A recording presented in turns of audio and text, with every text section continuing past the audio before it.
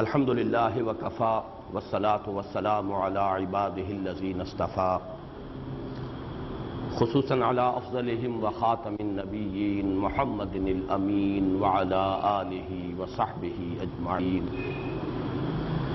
اما بعد فاعوذ باللہ من الشیطان الرجیم بسم اللہ الرحمن الرحیم والضحى واللیل اذا سجى ما ودعك ربك وما قلى وللآخرة خير لك من الأولى ولسوف يعطيك ربك فترضى ألم يجدك يتيما فآوى ووجدك ضالا فهدى ووجدك عائلا فأغنى فأما اليتيم فلا تقهر وأما السائل فلا تنهر وأما بنعمة ربك فحدث بسم الله الرحمن الرحيم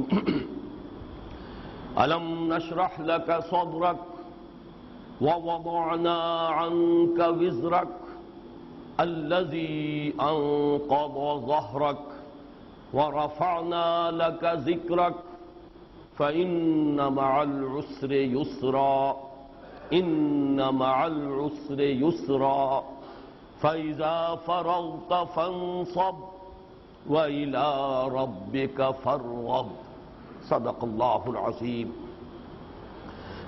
رب اشرح لي صدري ويسر لي أمري واحلل عقدة من لساني يفقهوا قولي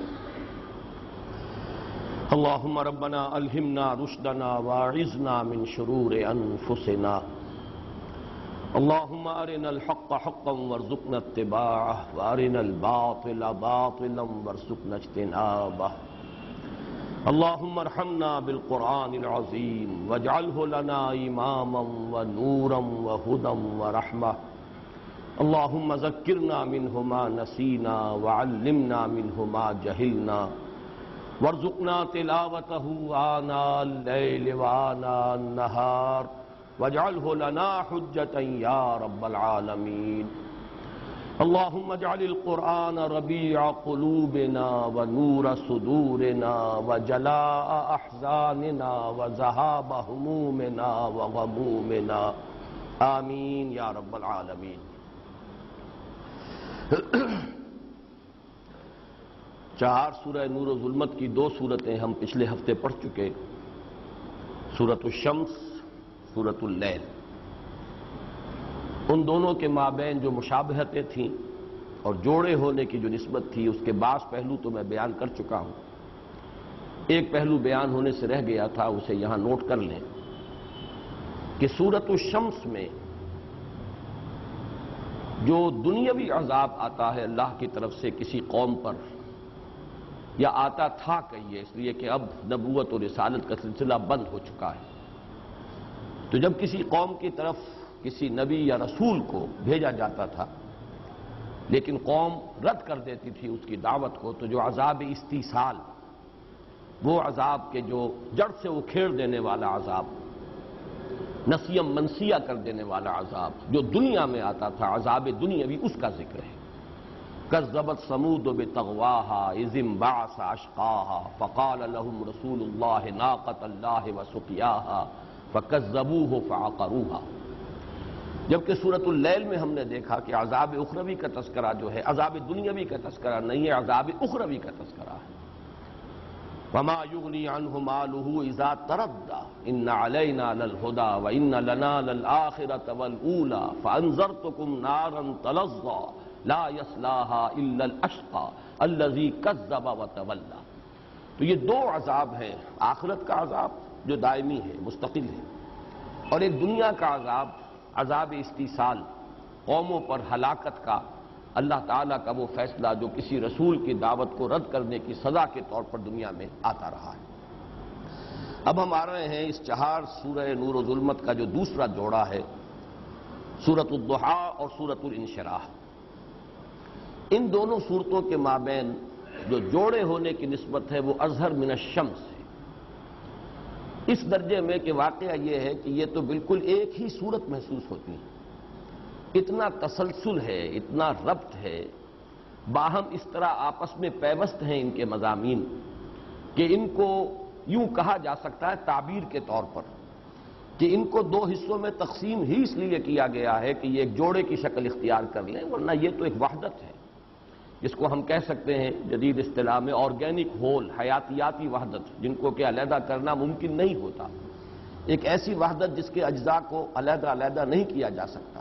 مضامین کے اعتبار سے یہ دونوں باہم اس طرح مربوط ہیں، پیوست ہیں، لیکن یہ کہ جوڑا در حقیقت ان کو بنانے کے لیے ان کو دو مستقل صورتوں کی حیثیت دی گئی۔ ان دونوں صورتوں کا یہ معاملہ قرآن مجید میں بہت ہی کم صورتوں میں ہے۔ ایک ہی مثال اور ہے، اور وہ جیسا کہ میں عرض کروں گا قرآن مجید کے آخر میں آئیں گی دو صورتیں نمایاں ترین یہ ہیں جو کل کی کل نبی اکرم صلی اللہ علیہ وسلم سے خطاب پر مشتمل ہے۔ ویسے اکثر جو ابتدائی مکی صورتیں ہیں ان میں یا ابتدا میں حضور سے خصوصی خطاب ہوتا رہا یا اختتام پر۔ سورۃ المدثر، سورۃ المزمل ابتدا میں حضور سے خطاب ہے، سورۃ العلق جو اب آگے آنے والی ہے، سورہ نون یا سورہ قلم ان کے شروع میں حضور سے خطاب ہے، نون والقلم وما یسطرون ما انت بنعمت ربک بمجنون وان لک لاجرا غیر ممنون۔ لیکن پھر یہ کہ اس کے بعد اور بہت سے مضامین ہیں کہ جو اس صورت میں شامل کیے گئے۔ اسی طرح سورہ مزمل، اسی طرح سورہ مدثر کی ابتدائی 7 آیات، یا ایھا المدثر قم فانذر وربک فکبر وثیابک فطہر والرجز فاہجر ولا تمنن تستکثر ولربک فاصبر۔ اس کے بعد اور بہت سے مضامین ہیں۔ سورۃ العلق کی ابتدائی 5 آیات، اقرأ بسم ربک الذی خلق خلق الانسان من علق اقرأ وربک الاکرم الذی علم بالقلم علم الانسان ما لم یعلم۔ لیکن اب اور دوسرے مضامین شروع ہو گئے۔ لیکن یہ 4 صورتیں قرآن مجید میں ایسی ہیں، دو تو یہ ہیں سورۃ الضحیٰ، سورۃ الانشراح، کل کی کل حضور سے خطاب پر مشتمل ہے اور خصوصی معاملہ ہے، معلوم ہوتا ہے کہ خالص نجی سطح پر یہ تو یوں سمجھیے سرگوشی کا انداز ہے، بالکل انفرادی سطح پر اللہ تعالیٰ خطاب فرما رہے ہیں نبی اکرم صلی اللہ علیہ وسلم کو۔ 2 مثالیں اور اس کی ہیں آگے چل کر، جیسے کہ انا اعطیناک الکوثر فصل لربک وانحر ان شانئک ھو الابتر۔ اب یہ بھی ظاہر بات ہے ساری 3 کی 3 آیات جو ہیں حضور سے خطاب پر مشتمل ہیں۔ یا سورۃ النصر ہے، اذا جاء نصر اللہ والفتح ورأیت الناس يدخلون فی دین اللہ افواجا فسبح بحمد ربک واستغفرہ انہ کان توابا۔ وہ 2 صورتیں جو ہیں قرآن حکیم کی سب سے چھوٹی صورتوں میں سے ہیں۔ 3 صورتیں ہیں قرآن حکیم کی جو 3 آیات پر مشتمل ہیں، سورۃ العصر، سورۃ الکوثر اور سورۃ النصر۔ ان میں سے 2 وہ ہیں کہ جن میں بالکل انفرادی سطح پر نبی اکرم صلی اللہ علیہ وسلم سے خطاب ہے اور کل کی کل جو صورت ہے آپ ہی سے خطاب پر مشتمل ہے۔ یا پھر یہ 2 صورتیں یہ نسبتاً بڑی ہیں، سورۃ الضحیٰ 11 آیات پر مشتمل ہے، سورۃ الانشراح 8 آیات پر مشتمل ہے۔ پھر یہ کہ یہ جوڑے کی شکل میں ہے، وہ علیحدہ علیحدہ ہیں۔ سورۃ الکوثر جو ہے وہ شامل کی گئی ہے ارایت الذی یکذب بالدین کے ساتھ، سورۃ النصر شامل کی گئی ہے سورۃ الکافرون کے ساتھ، لیکن یہاں یہ دونوں صورتیں جو ہیں باہم جوڑے کی شکل میں ہیں۔ تو پہلی بات تو میں نے یہ عرض کی کہ ان کے مابین جوڑے ہونے کی نسبت اظہر من الشمس ہے، یہاں تک کہ حضرت عبداللہ ابن مسعود رضی اللہ تعالی عنہ کا یہ معمول روایت کیا گیا ہے، یہ بھی کہا گیا ہے کہ وہ اسے ان دونوں کو ایک ہی صورت سمجھتے تھے، لیکن یہ کہ جو زیادہ صحیح بات ہے وہ یہ ہے کہ ان کو یہ چیز محبوب تھی کہ نماز کی ایک ہی رکعت میں ان دونوں صورتوں کو بلا فصل پڑھتے تھے، درمیان میں آیت بسم اللہ کی تلاوت نہیں کرتے تھے۔ سورۃ الضحیٰ، سورۃ الانشراح ایک ہی رکعت میں دونوں کو تسلسل کے ساتھ تلاوت کرتے تھے، یہ ان کا معمول جو ہے یہ تو ثابت ہے، لیکن اس سے یہ لازم نہیں آتا کہ ان کی رائے بھی یہ ہو کہ یہ ایک ہی صورت ہے، یہ تو اختلافی شے ہے ہی نہیں۔ جہاں تک تعداد سور کا تعلق ہے، سورتوں کی تعداد کا، وہ بالکل متفق علیہ ہیں، اس پر اجماع ہے، 114 صورتیں، ان میں کوئی اختلاف نہیں۔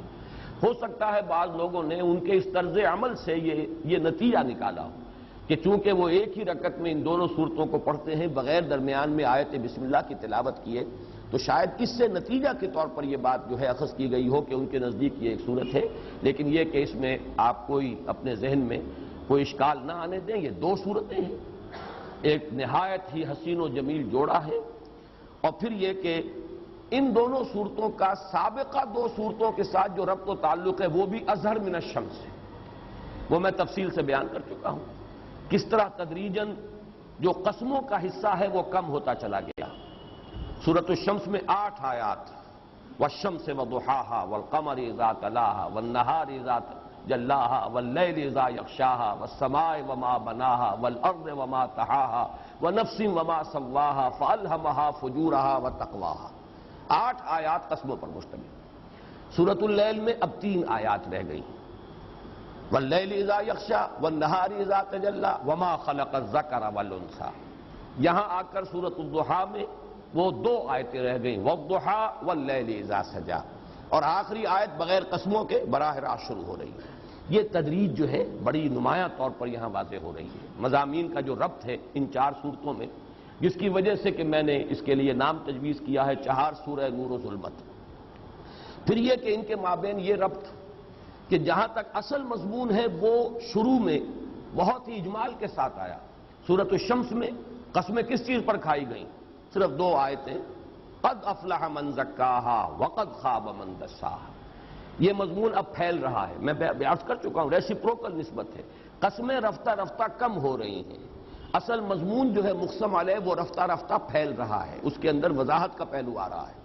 سورۃ اللیل میں آیا ان سعیکم لشتی فاما من اعطی واتقی وصدق بالحسنی فسنیسرہ للیسری واما من بخل واستغنی وکذب بالحسنی فسنیسرہ للعسری۔ پھر یہ بات بھی میں عرض کر چکا ہوں کہ انسان کی اپنی کوشش، اپنی جد و جہد، اپنی سعی، اس سے جو بلند ترین مقام ہے جس تک انسان پہنچ سکتا ہے وہ مقام صدیقی ہے، وہاں تک بات جو ہے سورۃ اللیل میں آ چکی۔ اس سے اوپر تو مقام اب وہی ہے، میں تشبیہ بلا تشبیہ اس وقت عرض کروں گا کہ جیسے کوئی شخص چڑھ رہا ہو اور وہ چڑھ رہا ہے اپنی محنت سے، کسی رسی کی مدد سے یا کوئی اور سیڑھی ہے، لیکن سیڑھی کہیں اوپر جا کر جہاں اسے پہنچنا ہے شارٹ رہ گئی ہے، کم رہ گئی، اب وہ محتاج ہے کہ کوئی اوپر سے اس کا ہاتھ پکڑ کر کھینچ لے تو وہ اوپر چلا جائے گا، ورنہ ممکن نہیں۔ یہ سمجھیے کہ مقام صدیقیت تک انسان خود اپنی محنت سے، مشقت سے، اپنے زور بازو سے پہنچ سکتا ہے۔ اوپر کا مرتبہ جو ہے مرتبہ نبوت، وہ تو خالص وہبی ملکہ ہے، وہ اللہ کی طرف سے عطا کی جانے والی شے تھی، وہ اکتسابی شے تھی ہی نہیں، وہ تو پھر اوپر سے کوئی ہاتھ پکڑ کر کھینچے تو وہ مرتبہ جو ہے انسان کو حاصل ہو سکتا ہے، اور وہ مرتبہ ہے در حقیقت کے جس پر گفتگو ہو رہی ہے ان 2 صورتوں میں۔ تو اس اعتبار سے بھی تدریجاً ارتقا ہوا ہے مضمون کا، چنانچہ میں امام راضی کا یہ قول آپ کو سنا چکا ہوں کہ سورۃ واللیل سورۃ ابو بکر رضی اللہ تعالی عنہ و سورۃ والضحیٰ سورۃ محمد صلی اللہ علیہ وسلم۔ سورۃ واللیل جو ہے وہ سورۃ صدیقیت ہے، حضرت صدیق اکبر حضرت ابو بکر رضی اللہ تعالی عنہ کی صورت ہے، اور یہ سورۃ الضحیٰ اور سورۃ الانشراح ان دونوں کو ایک ہی سمجھیے، تو یہ دونوں در حقیقت سورۃ محمد ہیں صلی اللہ علیہ وسلم۔ یہاں تو ساری گفتگو حضور سے ہو رہی ہے۔ یہ ترتیب بھی میں بتا چکا ہوں کہ وہ صورت ختم ہوئی تھی سورۃ اللیل وَلَسَوْفَ يَرْضَىٰ، یہ غائب کا صیغہ ہے، اس لیے کہ صدیق سے خطاب براہ راست نہیں ہوتا، بواسطہ نبی ہوتا ہے، لیکن یہاں آیت آ رہی ہے وَلَسَوْفَ يُعْطِيكَ رَبُّكَ فَتَرْضَىٰ، یہ جو ہے خطاب کا صیغہ ہے، حضور سے براہ راست گفتگو ہو رہی ہے، اس لیے کہ نبی سے تو مخاطبہ جو ہے وہ براہ راست ہوتا ہے۔ تو ان دونوں صورتوں کا جو ربط ہے سابق دونوں صورتوں سے وہ بھی واضح ہے۔ اب تیسری بات جو میں عرض کرنا چاہتا ہوں وہ یہ ہے، قرآن حکیم کا ایک خاص وصف ہے، اس پر میں نے بھی گفتگو کی ہے، جو میرا وہ کتابچہ ہے ہماری اس پوری دعوت اور تحریک میں بڑی اساسی اہمیت کا حامل ہے، مسلمانوں پر قرآن مجید کے حقوق، اس میں نے بھی اس پر گفتگو کی ہے، اور مولانا اصلاحی صاحب نے بھی جو تدبر قرآن نامی کتاب تھی جو ابتدا میں انہوں نے لکھی تھی، بہت ابتدا میں، اب وہ مبادئ تدبر قرآن کے نام سے شائع ہوتی ہے، اور یہ نام میں نے ہی اس کا تجویز کیا تھا۔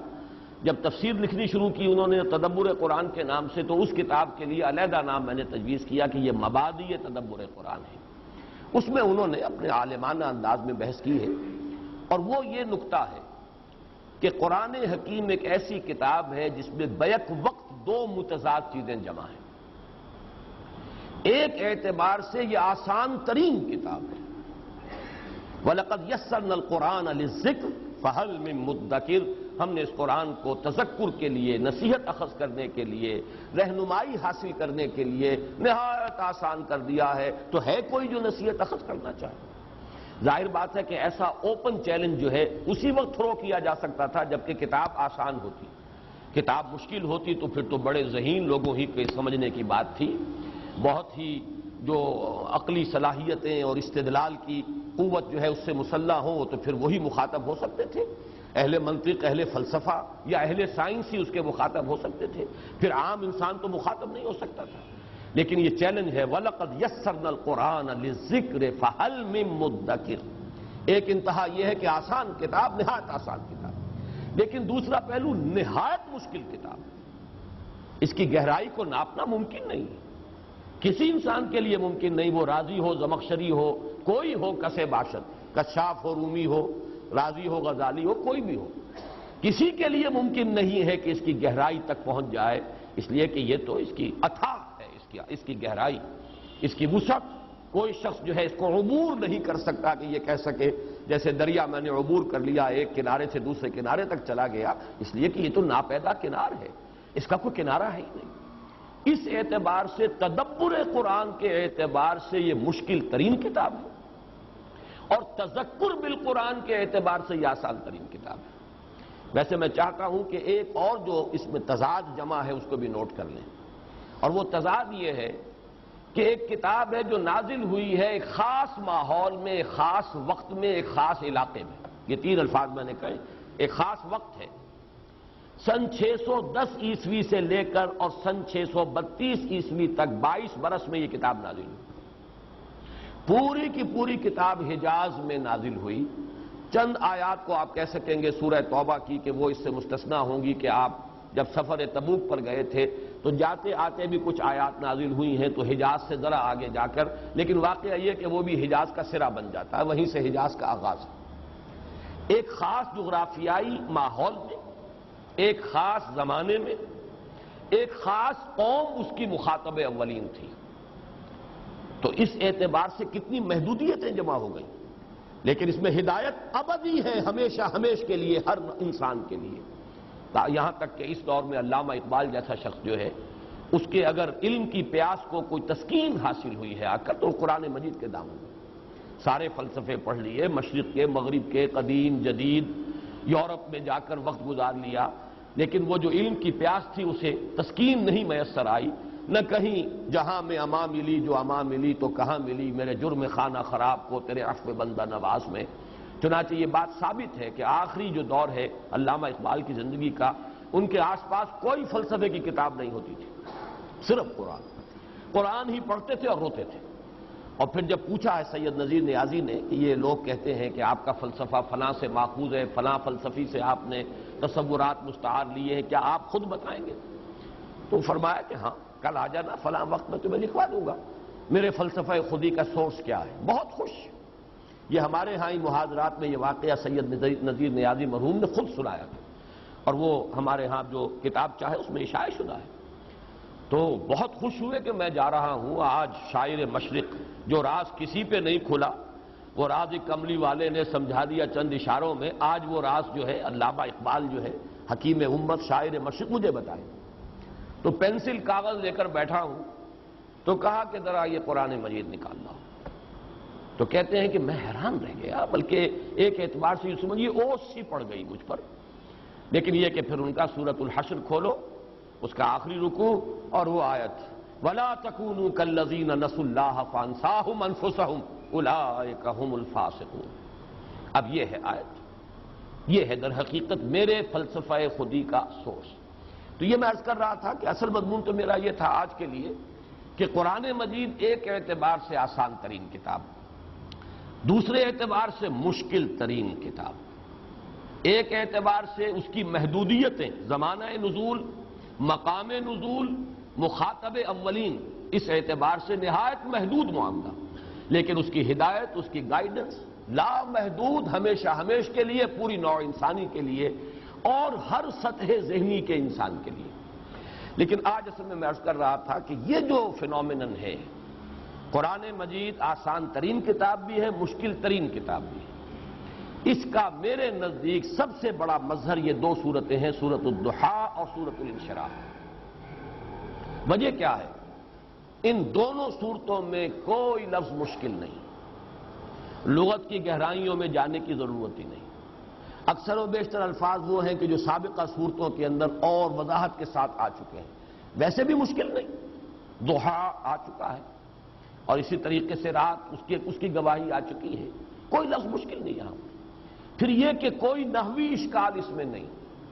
یوں سمجھیے کہ جسے ہم کہتے ہیں کہ ہر زبان کا جو سب سے اونچا ادب ہوتا ہے اسے سہل ممتنع کہتے ہیں۔ بات بہت اونچی کہی جائے لیکن سادہ ترین زبان میں اور سادہ ترین الفاظ میں، آسان ترین زبان میں، اور یہی مشکل ہے۔ اصل میں مشکل مضامین کو ثقیل اصطلاحات میں، ثقیل زبان میں بیان کرنا آسان ہے، لیکن بلند مضامین کو آسان زبان میں بیان کرنا مشکل ہے۔ اس اعتبار سے سہل ممتنع کہا جاتا ہے وہ اشعار یا وہ عبارتیں کہ جو بہت سادہ ہوں لیکن بہت گہری۔ تو میں یہ سمجھتا ہوں کہ ویسے تو قرآن مجید پورا کا پورا سہل ممتنع کی ایک مثال ہے، لیکن یہ دو صورتیں اس اعتبار سے بہت نمایاں، کوئی لفظ مشکل نہیں۔ معلوم ہوتا ہے کہ صاف سا ترجمہ ہر شخص کر لے گا، لیکن یہ ہے کہ جبکہ نہ کوئی لفظ مشکل نہ کوئی نحوی اشکال، اس کے باوجود بعض پہلو ایسے ہیں کہ جن کے اعتبار سے نہایت مشکل سوالات سامنے آتے ہیں، اور وہ دو پہلو یہ ہیں کہ یہاں مخاطب ہے محمد صلی اللہ علیہ وسلم۔ آپ کا مقام، آپ کا مرتبہ، زبان لڑکھڑاتی ہے آپ کے لیے لفظ ضال استعمال کرنا۔ وہ کیا تھا بوجھ جو آپ پر پڑا ہوا تھا؟ الذی انقض ظہرک، جو آپ کی کمر کو توڑے دے رہا تھا، وہ کون سا بوجھ تھا؟ کیا مشقت تھی؟ پھر یہ کہ نظر آ رہا ہے جیسے کہ ہمت کچھ پست سی ہو رہی ہو۔ اب دیکھیے میں یہ الفاظ استعمال کر رہا ہوں اور ڈر رہا ہوں کہ حضور کی شان میں یہ لفظ ہم استعمال کریں، لیکن ان صورتوں کا جو پس منظر ہے وہ سامنے آ ہی نہیں سکتا۔ جیسے کچھ بددلی سی ہے، جیسے کچھ مایوسی سی ہے، جیسے کچھ حوصلہ پست ہو رہا ہے، جیسے کچھ ہمت جواب دے رہی ہے، جیسے کوئی اعصابی اضمحلال ہے۔ یہ کیفیات اب حضور کے بارے میں ان چیزوں کا تصور کرنا، آپ کا مقام رفیع، آپ کا مرتبہ بلند، اس کے حوالے سے یہ سوالات جب اٹھتے ہیں تو واقعہ یہ کہ ایک آدمی گھبرا کر رہ جاتا ہے۔ بلکہ آج میں سوچ رہا تھا کہ میں نے سورہ حدید کی اس آیت کے بارے میں بارہا جو آپ کو الفاظ سنائے ہیں امام رازی رحمۃ اللہ علیہ کے، هو الاول والآخر والظاہر والباطن کے بارے میں، اعلم ان هذا المقام مقام غامض مہیب عمیق، ہوشیار کے رہبر دم تیغست قدم راہ، ہوشیار ہو جاؤ، یہ مقام بڑا خطرناک ہے، بہت یوں مہیب ہے، پر ہیبت ہے، پر جلال ہے، بہت گہرا ہے، بہت مخفی ہے۔ هو الاول والآخر والظاہر والباطن، اس لیے کہ اس میں اللہ کی ذات زیر بحث آ رہی ہے، باقی تمام معاملات صفاتی ہیں، یہاں پہ کوئی مسئلہ ذات کا ہے۔ کوئی خاص وجہ ہے کہ یہاں حرف واو آ رہا ہے جبکہ اللہ تعالیٰ کے اسماء میں قرآن مجید میں کہیں درمیان میں حرف عطف نہیں آتا۔ هو اللہ الذی لا الہ الا هو الملک القدوس السلام المؤمن المہیمن العزیز الجبار المتکبر، 8 اسماء آ گئے، حرف عطف نہیں ہے۔ لیکن یہاں هو الاول والآخر والظاہر والباطن، کیا وجہ ہے؟ اتنا فرق اسلوب کا کیوں ہے؟ اور وہاں پر یہ کہ واقعتاً آدمی جو ہے حیران اور ششدر ہو کر کھڑا رہ جاتا ہے، زبان کھولتے ہوئے ڈرتا ہے کہ کیسے تعبیر کروں اس حقیقت کو۔ ذرا سی زبان جو ہے اگر پھسل گئی تو وہ کفر ہو جائے گا، وہ ہماوست بن جائے گا، پینتھیزم بن جائے گا۔ لیکن یہ کہ الفاظ کچھ بول رہے ہیں، ابھر کر سامنے آ رہے ہیں، ان کا حق ادا کرنے کو ظاہر بات ہے، اس کا تقاضا ہے کہ حق ادا کیا جائے۔ وہی اول، وہی آخر، وہی ظاہر، وہی باطن، معلوم ہوا وہی وہ، اب کیسے تعبیر کریں اس کو؟ تو جیسے وہ مقام ہے جس کے بارے میں وہ الفاظ کہ اعلم ان ھذا المقام مقام غامض محیب عمیق، اسی طرح کا مقام یہ ہے میرے نزدیک سورۃ الضحیٰ اور سورۃ الانشراح۔ یہاں ذات محمدی زیر بحث ہے صلی اللہ علیہ وسلم، اور بلکہ جیسا کہ بہت سے شعراء نے تو کہا ہے کہ اللہ تعالیٰ کی ذات کے بارے میں تو آدمی کچھ کمی بیشی کر بھی جائے تو کوئی گھبراؤ نہیں، کوئی ایسی بات نہیں ہے۔ با خدا دیوانہ باشد، با محمد ہوشیار، یہ تو بڑی نزاکت کا معاملہ ہے۔ نفس گم کردمی آئے جنید و بایزیدیں جا، یہ تو وہ مقام ہے کہ یہاں پر آ کر بایزید اور جنید جو ہے ان کی بھی جو ہے یوں سمجھیے کہ ان کی بھی سٹی گم ہو جاتی ہے. یہ الفاظ میں نے ذرا ثقیل الفاظ نفس گم کر دمی آیا جنید و بایزیدی جا. تو یہ جو مقام ہے ذات محمدی صلی اللہ علیہ وسلم اور ان کے وہ احساسات، اب ان کے بارے میں وہ الفاظ استعمال کرتے ہوئے زبان لڑکھڑاتی ہے. اسی اعتبار سے میں یہ عرض کر دوں، ان صورتوں کا حق نہ لغت اور ادب کے ماہرین ادا کر سکتے ہیں. اس میں تو کوئی اشکالات ایسے ہیں ہی نہیں، نہ لغت کے، نہ ادب کے، نہ بیان کے، نہ نحوی اشکال. اسی طریقے سے ان صورتوں کا حق جو اہل عقل اور اہل منطق ہیں وہ بھی ادا نہیں کر سکتے. اور میں اپنی یہ گواہی نوٹ کرا دینا چاہتا ہوں، ریکارڈ پر لے آنا چاہتا ہوں. بہت مایوسی ہوئی ہے مجھے امام راضی کی تفسیر سورۃ الضحیٰ اور سورۃ الانشراح کی پڑھ کر. معلوم ہوتا ہے جس کو انگریزی میں کہتے ہیں بیٹنگ اباؤٹ دی بش، ادھر ادھر ہی چکر لگا رہے ہیں. ان صورتوں کا جو اصل مضمون ہے معلوم ہوتا ہے کہ اس تک ان کی رسائی نہیں ہو رہی. اس کے حوالے سے میں آپ کو ایک خاص بات بتا دینا چاہتا ہوں. تفسیر قرآن کوئی کامل مکمل نہیں ہے، ممکن نہیں ہے کہ کوئی کامل اور مکمل تفسیر ہو سکے. کامل تو قرآن ہے، اس لیے کہ اللہ کا کلام ہے. اللہ کے علم میں کمی نہیں، اللہ کی حکمت میں کمی نہیں، حکمت بالغہ، حکمت کاملہ، علم کامل. لیکن ہر انسان چاہے وہ راضی ہو اور چاہے وہ کشاف ہو اور چاہے وہ ابن کثیر ہو، چاہے وہ ابن تیمیہ ہو رحمہم اللہ، سب کا اپنا اپنا مقام ہے. لیکن ہر شخص کا اپنا ایک مزاج ہوتا ہے، ہر شخص کا ایک زاویہ نگاہ ہوتا ہے، ہر شخص کا اپنا ایک ذوق ہوتا ہے. کوئی شخص بھی اس سے ماورا نہیں ہو سکتا. ہر شخص کا ایک ذوق ہے، ایک مزاج ہے، ایک افتاد طبع ہے.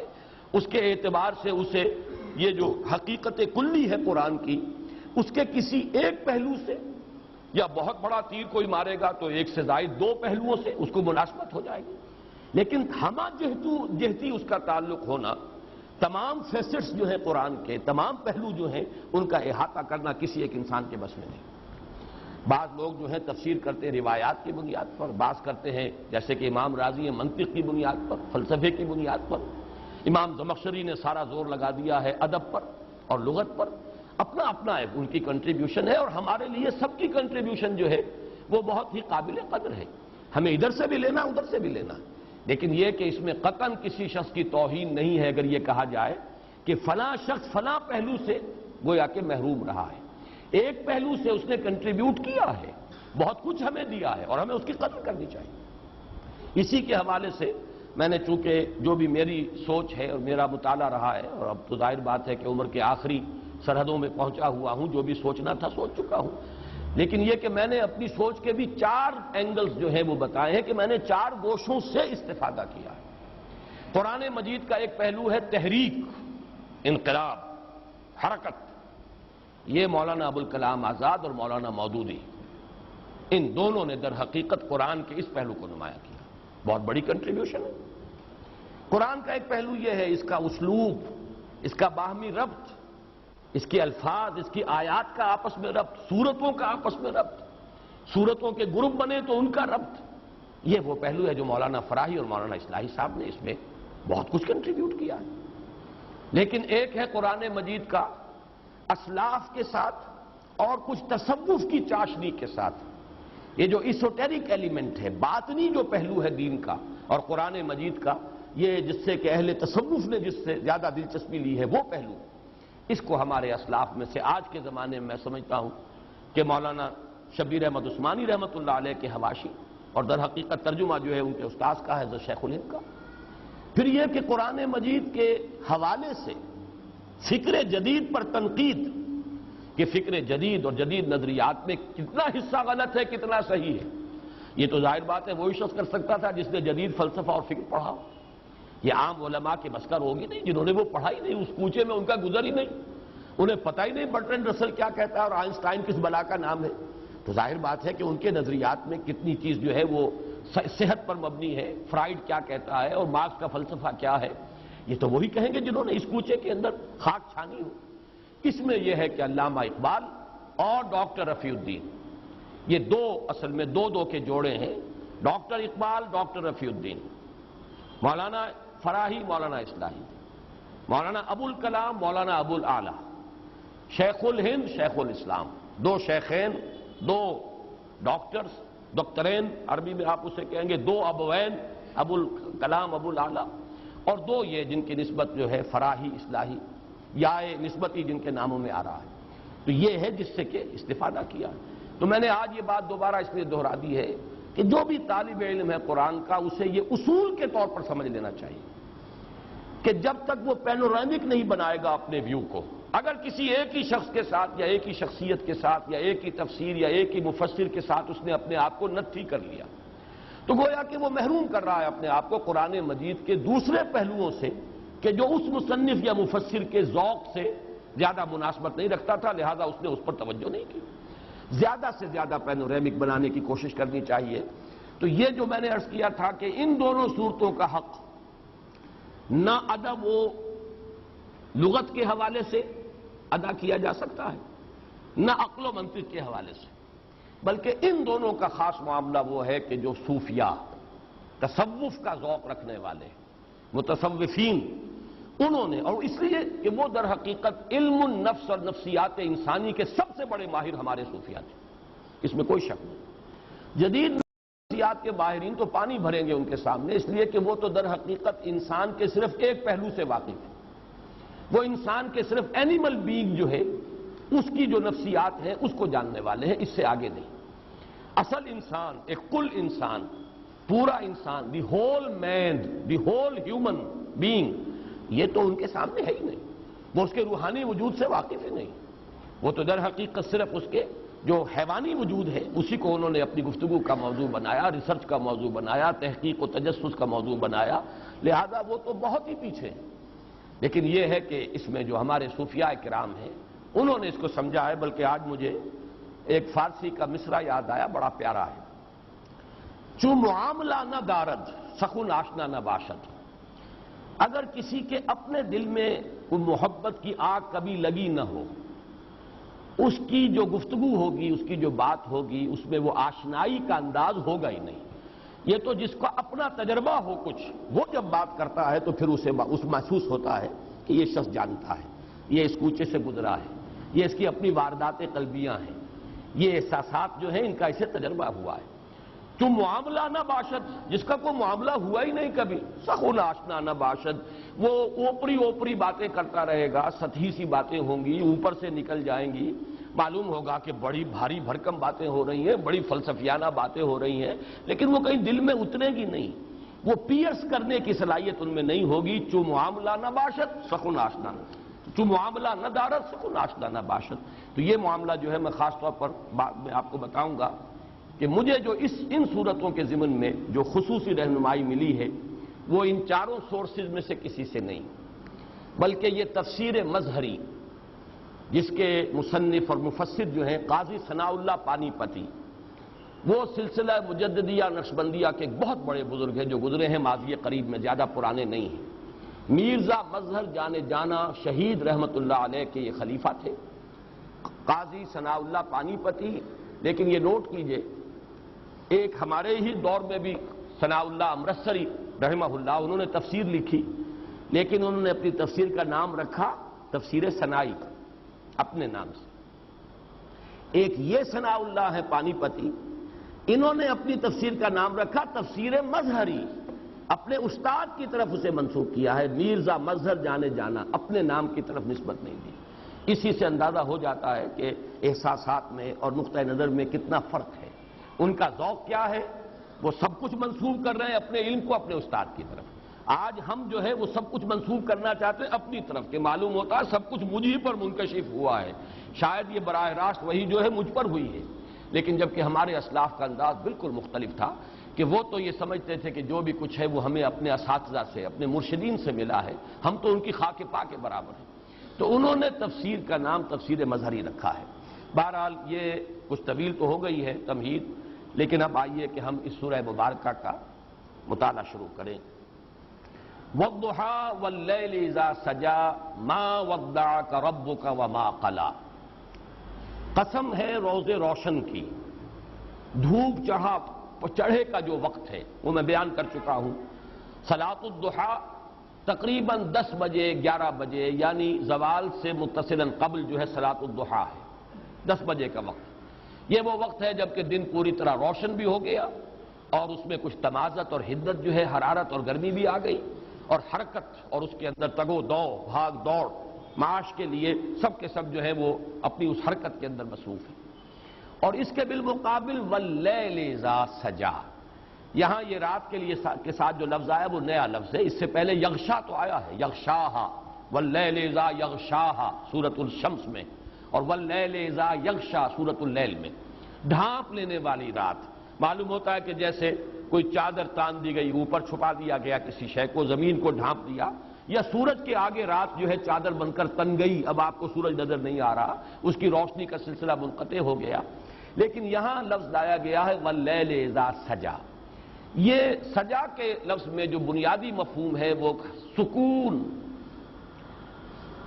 چنانچہ بحر ساجن کہتے ہیں سمندر کی وہ کیفیت جس میں کوئی تلاطم نہیں ہے، موجیں نہیں ہیں، پرسکون سمندر جو ہے، پانی جو ہے پرسکون ہے، یہ بحر ساجن۔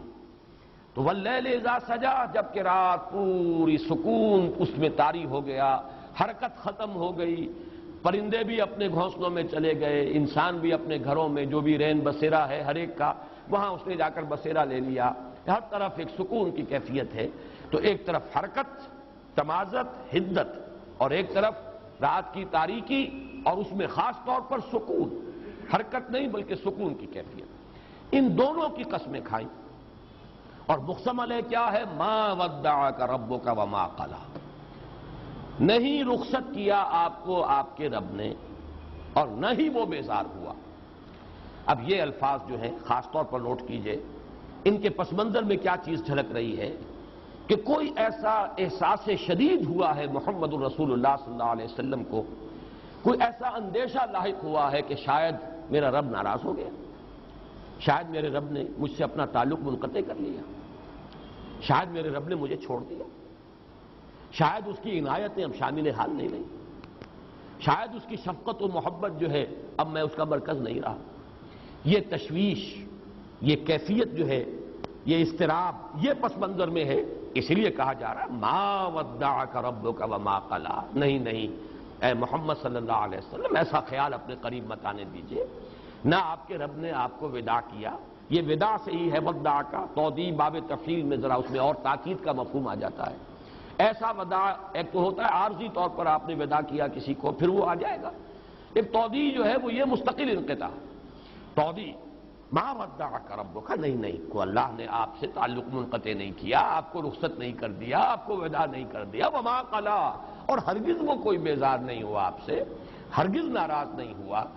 یہ جو آیت ہے اب اس کے پس منظر میں یقیناً کوئی واقعہ ہے یا کوئی واقعات ہیں، اس اعتبار سے یہ بھی قرآن مجید کے ان مقامات میں سے ہے کہ جہاں شان نزول کی روایات سے اعتنا کیے بغیر کوئی چارہ نہیں۔ مولانا اصلاحی صاحب کا اپنا ایک ذوق ہے، وہ روایات سے حتی الامکان کرنی کتراتے ہیں، شان نزول کی روایات سے بھی بچ کر جو بھی عموم لفظی ہے اسی کے حوالے سے تفسیر کرتے ہیں، لیکن میں نے خاص طور پر نوٹ کیا یہاں کہ یہاں تو ممکن ہی نہیں رہا ان کے لیے بھی، انہیں بھی روایات ہی سے اعتنا کرنا پڑا۔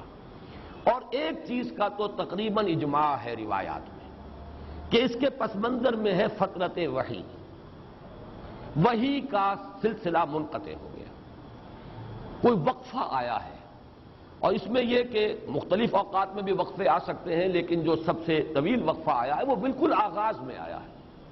اور یہ سورہ مدثر کے شروع میں بھی جب اس کا پس منظر بیان ہوتا ہے تو اس میں بھی یہ بات آتی ہے کہ حضور صلی اللہ علیہ وسلم پر بہت ہی وہ دن سخت گزرے ہیں فترت وحی کے، اس لیے کہ سورہ مزمل اور سورہ مدثر کے مابین کچھ فصل آ گیا، ایک وقت گزرا ہے، مدت گزری ہے کہ جس میں وحی کا سلسلہ منقطع ہو گیا۔ اس میں روایات میں اس کی مدت مختلف آئی ہے، 12 دن سے لے کر اور 40 دن تک کی مدت جو ہے مختلف روایات میں آئی ہے، اس کی تفصیل یہاں دینے کی کوئی ضرورت نہیں ہے۔ لیکن اس کے حوالے سے جو بات کی ہے، جو ہمارے خاص طور پر جو ریشنلسٹ قسم کے مفسرین ہیں انہوں نے جو بات کی ہے، وہ بات یہ کی ہے کہ وحی کی اصل میں آپ کو ضرورت ہوتی تھی اس لیے کہ مختلف مسائل جو پیدا ہو جاتے تھے، الجھنیں پیدا ہو جاتی تھی، ان کا حل ملتا تھا، لوگ سوالات کرتے تھے، ان کا جواب حضور کو وحی سے ملتا تھا۔ یسألونک عن الروح قل الروح من امر ربی، یسألونک عن ذی القرنین، بتا دیجئے قل ساتلو علیکم منہ ذکرا۔ تو یہ تمام جو سوالات امتحاناً کیے جاتے تھے حضور سے صلی اللہ علیہ وسلم، اصحاب کہف کے بارے میں پوچھا جا رہا ہے تو وہ تفصیل، تو یہ سوال اور جواب، اس میں بھی تسکین کا پہلو تھا حضور کے لیے۔ یا کوئی اعتراض کر دیتے تھے لوگ، اب اعتراض کا جواب دینا ہے۔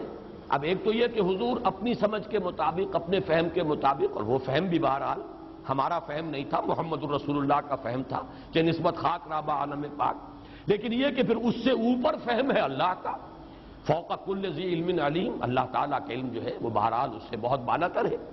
تو علم خداوندی سے جب جوابات آتے تھے اعتراضات کے تو ان کے اندر زیادہ تسکین کا پہلو ہوتا تھا۔ تو ایک تو یہ چیزیں ہیں کہ جس کی وجہ سے جو وحی کا تسلسل تھا اس سے حضور کو آسانی ملتی تھی، لیکن جب وحی کا سلسلہ منقطع ہو جاتا تھا تو پھر آپ کے لیے مشکل آتی تھی۔ اسی کے لیے میں عرض کر رہا ہوں کہ قرآن مجید میں سورہ ہود میں اور سورۃ الفرقان میں یہ جو مضمون آیا ہے کہ اس وحی کے ذریعے سے، قرآن کے ذریعے سے، اے نبی ہم آپ کے دل کو، قلب مبارک کو تثبیت عطا کرتے ہیں۔ وَكُلًّا نَقُصُّ عَلَيْكَ مِنْ أَنبَاءِ الرُّسُلِ لِنُثَبِّتَ بِهِ فُؤَادَكَ۔ اب یہ پہلو بھی کہ جو آج مجھ پر بیت رہی ہے وہ سابقہ انبیاء پر بھی بیتی ہے۔ جیسی مخالفتیں آج میری ہو رہی ہیں، اگر مجھے مجنون اور پاگل کہا جا رہا ہے تو کہا گیا تھا حضرت نوح کو بھی اور تمام رسولوں کو کہا گیا۔ اگر میرے بارے میں کہا جا رہا ہے کہ یہ کوئی اپنی دی ارج ٹو ڈومینیٹ ہے، در حقیقت یہ اپنا کوئی چاہتے ہیں غلبہ، کوئی حکومت چاہتے ہیں، قیادت چاہتے ہیں، یہی بات تو سابقہ رسولوں کے بارے میں کہی گئی۔ تو ان کے حالات جب آتے تھے تو اس سے بھی دل ٹھکتا تھا، جمتا تھا۔ پھر جب یہ معلوم ہو گیا کہ بالآخر وہ کامیاب ہوئے اور مخالفین ناکام ہو گئے، اس سے بھی ایک دھارس بندی تھی کہ یہ ساری مخالفتیں ناکام ہو جائیں گی، بالآخر اللہ کا کلمہ سربلند ہوگا اور ہدایت کا نور پھیل جائے گا۔ تو وَكُلًّا نَقُصُّ عَلَيْكَ مِنْ أَنبَاءِ الرُّسُلِ لِنُثَبِّتَ بِهِ فُؤَادَكَ۔ بلکہ یہی بات جو سورۃ الفرقان میں آئی ہے وہ اس حوالے سے آئی ہے کہ لوگوں نے اعتراض کیا تھا، اگر یہ اللہ کا کلام ہے تو پورا کلام ایک دم کیوں نازل نہیں ہو جاتا؟ یہ تم تھوڑا تھوڑا کر کے قرآن ہمیں سناتے ہو، یہ تو بالکل ایسے جیسے شاعر جو ہے اس کا دیوان بہرحال وہ مکمل ہوتا ہے، ایک غزل آج کہہ دی، ایک کل کہہ دی، کوئی قصیدہ آج کہہ دیا، پھر بعد میں کہہ دیا، بالکل یہی حال تمہارا ہے، تھوڑا تھوڑا قرآن سنا رہے ہو۔ اگر یہ اللہ کی کتاب ہوتی تو یہ کیوں نہ پوری کی پوری جملتاً واحدہ نازل ہو جاتی؟ لیکن اس کا بھی جواب دیا گیا سورۃ الفرقان میں، کذالک لنثبت بہ فؤادک ورتلناہ ترتیلا۔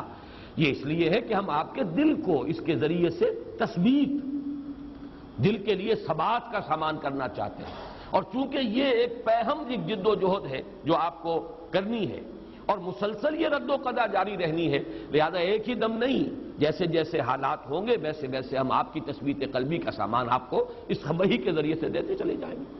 تو یہ مضمون اپنی جگہ پر تو بہت مکمل ہے، لیکن اشکال کیا ہے؟ اشکال جیسا کہ میں نے عرض کیا تھا، بہت سے اشکالات پیدا ہو جاتے ہیں۔ ایک اشکال اس اعتبار سے کہ حضور کی شان، علو شان کو پیش نظر رکھیں تو بعض باتیں جو ہیں اس کے ساتھ مناسبت رکھتی ہوئی بظاہر نظر نہیں آتی۔ دوسرا اشکال یہ کہ یہ بالکل ابتدائی زمانے کی صورتیں ہیں، ابھی وہ رد و قضا شروع ہوئی ہی نہیں، ابھی کوئی پرسیکیوشن کا آغاز ہی نہیں ہوا، ابھی تو وہ صورت ہے ہی نہیں، بھٹی تپی ہی نہیں، ابھی تو وہ بھڑکی ہی نہیں آگ، وہ رد و قضا تو ہوگی ابھی چل کر، ابھی تو وہ بالکل آغاز کا دور ہے۔ اگر یہ تسلیم کر لیا جائے کہ بالکل آغاز کا زمانہ ہے یہ، تو پھر یہ کہ یہ ساری چیزیں جو ہے بالکل آؤٹ آف کانٹیکسٹ ہو جاتی ہیں۔ آپ چاہے ادھر سے ادھر سے قرآن مجید کی آیات کے حوالوں سے جتنا چاہیں اس کے اندر وزن پیدا کر لیں، لیکن اس کانٹیکسٹ کے اندر وہ آؤٹ آف کانٹیکسٹ ہے، اس لیے کہ تو بالکل ابتدائی زمانے کا یہ جو صورتیں ہیں بالکل ابتدائی دور کی صورتیں ہیں۔ ایک دوسری بات یہ کہی گئی، اور یہ بات وزنی ہے اور یہ بات سمجھ میں نہیں آ سکتی، وہی بات جو میں عرض کر چکا ہوں، جو معاملہ نہ دارت سخن آشنا نہ باشد، اور وہ یہ کہ اس وحی کا کوئی ایسا روحانی اثر تھا محمد الرسول اللہ صلی اللہ علیہ وسلم کی روح پر جس کو ہم نہیں سمجھ سکتے کہ وہ کیا تھا، یہ تو جس کا تجربہ ہوتا ہے وہی جانتا ہے۔ یہ جو ایک کیفیت ہے کہ لذت ہی بادہ نہ دانی بخدا تا نہ چشی، جس کے اوپر خود وہی نازل نہیں ہوئی، اس کی لذت، اس کا سرور، اس کا کیف، اس سے انبساط، اس سے جو انشراح ملتا تھا محمد الرسول اللہ صلی اللہ علیہ وسلم کو، ہم اپنی عقل و منطق کے حوالے سے اس کو پہچان ہی نہیں سکتے۔ اس اعتبار سے جو آپ کا والہانہ عشق تھا، یہ بات نوٹ کر لیجئے، اس سے پہلے کئی مرتبہ یہ مضمون آ چکا ہے، لا تحرک بہ لسانک لتعجل بہ ان علینا جمعہ وقرآنہ فاذا قرأناہ فاتبع قرآنہ ونیسرک للیسریٰ سنقرئک فلا تنسیٰ۔ حضور ایسا نہ کیجئے، یہ ہم پڑھائیں گے آپ کو۔ شکوہ کرتے تھے حضور کہ یہ تم دیر سے آتے ہو، اے جبرائیل تم وقفہ طویل کر دیتے ہو، یہ تو مستقل آپ کی شکایت تھی، جس کا جواب کہ سورہ مریم میں دلوایا گیا ہے کہ وما نتنزل الا بامر ربک لہ ما بین ایدینا وما خلفنا وما بین ذلک وما کان ربک نسیا۔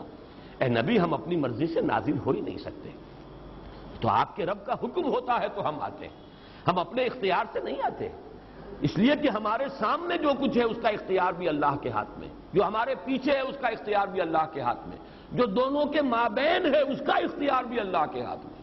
دونوں کے مابین کیا ہے؟ ہمارا وجود، ہمارا تو کل وجود اللہ کے اختیار میں ہے، ہم وہی کرتے ہیں جو کچھ کے ہمیں حکم ملتا ہے۔ یفعلون ما یؤمرون، وہ تو اللہ تعالیٰ کے کسی لا یعصون اللہ ما امرہم ویفعلون ما یؤمرون، اور اسی سے روکا گیا ہے سورہ طٰہٰ میں وَلَا تَعْجَلْ بِالْقُرْآنِ مِن قَبْلِ أَن يُقْضَىٰ عَلَيْكَ وَحْيُهُ۔ اے نبی جلدی نہ کیجئے، اس میں ہے در حقیقت وہ اشتیاق اور شوق اور محبت اور ایک والہانہ عشق جو تھا وہی کے ساتھ محمد الرسول اللہ صلی اللہ علیہ وسلم کو، تو اس میں یہ جو تھوڑا وقفہ آیا ہے اس پر آپ کی دل کے اوپر نہایت شاق گزرا ہے یہ مرحلہ، اور یہ در حقیقت حساب کتاب ہمارے حساب کتاب میں آنے والی بات نہیں ہے، یہ وہی جان سکتا ہے لذت این بادہ نہ دانی بخدا تا نہ چشی، جس نے اس وحی کی لذت کو محسوس کیا ہو، وہ لذت ہم کلامی جو اللہ کے ساتھ تھی جسے وہ حاصل ہوئی، جس سے کہ آگے بڑھ کر حضرت موسیٰ نے یہ بھی مطالبہ یا استدعا کر دی تھی کہ پروردگار یہ جو لذت مخاطبہ و مکالمہ ہے جو مجھے میسر آ رہی ہے ذرا ایک قدم اور آگے، رب ارنی انظر الیک، پروردگار دیدار بھی عطا فرما دے۔ اب یہ آگ جو بھڑکی ہے آتش شوق، اسی کا تو مظہر ہے یہ دعا۔ تو ایک اعتبار سے ہم کہہ سکتے ہیں کہ یہ در حقیقت وہ جو ایک والہانہ عشق تھا محمد الرسول اللہ صلی اللہ علیہ وسلم کو قرآن مجید کے ساتھ، یہ اس کا جو کیفیت آپ پر گزر رہی ہے اس ہجر کی، اس فراق کی، وہ ہماری منطق میں اور ہمارے فلسفے میں اور ہماری بیان میں وہ آنے والی شے نہیں ہے، اس کو وہی جانتے تھے۔ اور اس میں ہی در حقیقت وہ مصرع بھی نوٹ کر لیجئے کہ عشقست تو ہزار بدگمانی، جہاں محبت کا معاملہ شدید ہوگا وہاں بدگمانی بہت جلدی ہو جاتی ہے، اگر محبت شدید نہیں ہے بدگمانی بھی جلدی نہیں ہوگی۔ عشقست تو ہزار بدگمانی، اصل میں یہ جو مضامین لطیف ہیں ان کو شعراء نے جس طریقے سے تعبیر کیا ہے، اسی لیے آج کے درس میں آپ شاید محسوس کر رہے ہوں کہ یہ کچھ زیادہ ہی میں اشعار کا حوالہ دے رہا ہوں۔ شاعر کہتے کسے؟ صاحب شعور۔ صاحب شعور تو سبھی انسان ہیں، لیکن کچھ لوگ ہوتے ہیں جن کا شعور بہت گہرا ہوتا ہے، بہت حساس طبیعت کے لوگ، مشاہدہ بہت گہرا، وہ لوگ جو ہیں وہ شاعر ہیں اصل میں۔ بالقوہ ہر صاحب شعور جو ہے وہ شاعر ہے، بالقوہ پوٹینشلی۔ ویسے ہم شاعر کا اطلاق کرتے ہیں اس شخص پر جو شعر کہتا ہو، لیکن در حقیقت شاعر تو ہر وہ شخص ہے جو صاحب شعور ہے، جس کی شعور کی گہرائی ہے، ایکویٹی آف ویژن اور انڈرسٹینڈنگ اور احساس جو ہے اس کا وہ جو ہے وہ زندہ ہو اور چاق و چوبند ہو۔ اس اعتبار سے میں یہ ذرا آج جو ہے کچھ اشعار اور جو مصرے ہیں ان کی مدد لے رہا ہوں بات کو سمجھانے کے لیے کہ عشقست تو ہزار بدگمانی ما ودعک ربک وما قلی۔ اے نبی قطعاً یہ بدگمانی آپ نہ کیجئے، یہ آپ کے اس محبت کی در حقیقت گہرائی اور والہانہ پن جو ہے یہ اس کا مظہر ہے کہ یہ تھوڑا سا وقفہ وحی کا آیا ہے اور آپ نے یہ محسوس کر لیا، یا آپ کو یہ اندیشہ ہو گیا کہ کہیں میرے رب نے مجھے چھوڑ تو نہیں دیا، کہیں میرے رب نے مجھ سے اپنا تعلق منقطع تو نہیں کر لیا، کہیں میں اب اس کا مورد الطاف ہو عنایات تو نہیں رہا، کوئی ایسی صورت تو نہیں۔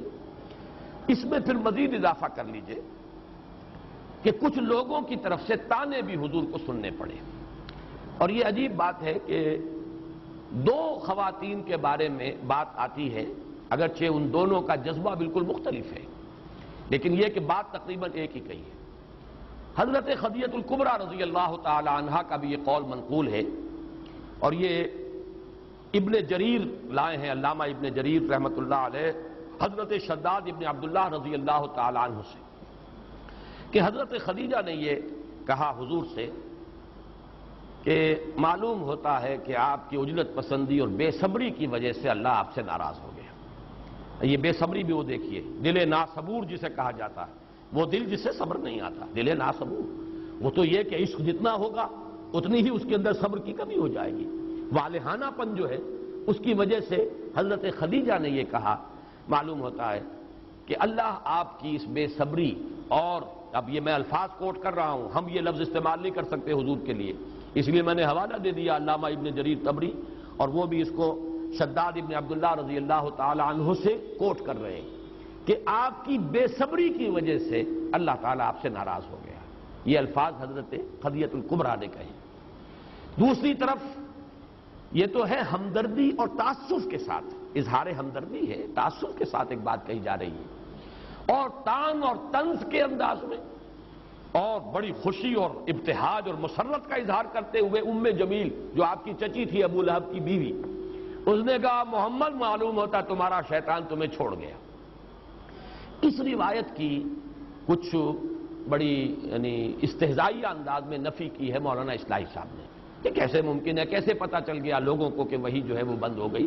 حالانکہ واقعہ یہ ہے کہ بخاری اور مسلم دونوں میں صحیحین میں یہ روایت موجود ہے کہ حضور کئی راتیں مسلسل اٹھ نہ سکے، چونکہ رات کو یہ جو ابو لہب کا گھر ہے یہ حضور کے گھر کے ساتھ بالکل متصل تھا. یہی وجہ ہے کہ ام جمیل نے آپ کو بہت ایذائیں پہنچائی ہیں. آپ کے دروازے پر کانٹے بچھا جانا رات کے وقت کہ اگر آپ نکلیں رات کو جو small hours of the morning ہیں، کہیں طواف کے لیے جائیں تو آپ کے پاؤں میں اور کانٹے لگے، کپڑے الجھ جائیں، یہ تکلیف بھی. پھر کوڑا کرکٹ پھینک دینا، یہ کوئی اور کسی کی جرت نہیں ہو سکتی تھی کہ محمد الرسول اللہ کے ساتھ یہ سلوک کرے، بنو ہاشم کے چشم و چراغ. لیکن یہ کہ بہرحال ابو لہب بھی تو بنو ہاشم میں سے، پھر چچا ہے، چچا ہونے کے اعتبار سے اور چچی ہونے کے اعتبار سے اپنا جو وہ بزرگی ہے اس کا بھی کوئی حق ہے جس کا غلط استعمال ہو سکتا ہے. وہی تھی کہ جو آپ پر کوڑا کرکٹ ڈالتی تھی، وہی ام جمیل ہے. اور یہ تو صاف سمجھ میں آنے والی بات ہے، اس میں اس روایت کے استہزاء کی کوئی ضرورت نہیں. پھر صحیحین کی روایت ہے، صحیح مسلم صحیح بخاری میں، کہ آپ کئی رات تک رات کو اٹھ نہ سکے. اور اس لیے ظاہر ہے کہ جب آپ رات کو اٹھ کر نماز پڑھتے تھے تو پڑوس کے گھر میں پتہ چلتا تھا. رتل القرآن ترتیلا جو سورہ مزمل میں آیا ہے، کیسے ممکن ہے کہ پتہ نہ چلتا ہو کہ محمد کھڑے ہو گئے ہیں اور اپنے رب کا کلام پڑھ رہے ہیں. رتل القرآن ترتیلا، یہ تو جو سورہ مزمل ہے یہ تو اس فترت وحی سے قبل کی صورت ہے اور آپ اس پر عمل کرتے تھے. لیکن چند راتیں ایسی بیتیں کہ آپ اٹھ نہیں سکے. لہذا ام جمیل نے یہ کہا کہ محمد معلوم ہوتا ہے تمہارا شیطان تمہیں چھوڑ گیا. معاذ اللہ ثم معاذ اللہ، نقل کفر نہ باشد. لیکن یہ کہ حافظ ابن حجر رحمۃ اللہ علیہ جو سب سے بڑے شارح ہیں، صحیح بخاری کی سب سے بڑی شرح جو ہے انہی کی ہے، انہوں نے ان دونوں روایات میں جو ہے مطابقت دی ہے. اور وہ یہ ہے کہ بات تو ایک ہی تھی. ایک نے کہی ہے از راہ ہمدردی، از راہ تعصف، اور دوسری نے کہی ہے طعن اور طنز کے انداز میں اور خوشی مناتے ہوئے. باقی بات تو ایک ہی ہے، واقعہ ایک ہے. ثابت ہوتا ہے کہ یہ واقعہ ہوا. اور اس سے میں ایک نتیجہ اور نکال رہا ہوں. وہ نتیجہ یہ ہے کہ حضور صلی اللہ علیہ وسلم پر اس وقت جو بھی کیفیت تھی، وہ ایک بددلی کی کیفیت یا کوئی اضطراب، تشویش، آپ کو جو بھی کیفیت طاری ہوئی ہے وہ اس درجے شدید تھی کہ آپ پر کسل بھی طاری ہو گیا تھا. رات کا نہ اٹھنا، یہ تو واقعہ یہ ہے کہ یہ تو اس کا جو اثرات ہیں انسان کے اپنے اعصاب پر اس درجے ہو جانا. حالانکہ سورہ مزمل ہے پس منظر میں، قم اللیل الا قلیلا نصفہ او انقص منہ قلیلا او زد علیہ ورتل القرآن ترتیلا، اتنا جو ہے تاکیدی حکم محمد الرسول اللہ صلی اللہ علیہ وسلم کو دیا گیا. لیکن معلوم ہوتا ہے کہ اس وقت کی وہ کیفیت جو ہے وہ ایسی تھی کہ آپ پر اس درجے کسل طاری ہوا ہے، یا آپ کے اعصاب میں، اب میں ایک لفظ بہت ڈرتے ڈرتے استعمال کر رہا ہوں لیکن میں سمجھانے کے لیے، ابلاغ کے لیے اسے ضروری سمجھتا ہوں. آج کی اصطلاح میں نیورستھینیا آپ اسے کہتے ہیں، اعصابی اضمحلال. ویسے کوئی تکلیف نہیں ہے، بیماری نہیں ہے، کوئی عارضہ جسمانی نہیں ہے، کوئی بخار نہیں ہے، کچھ نہیں ہے.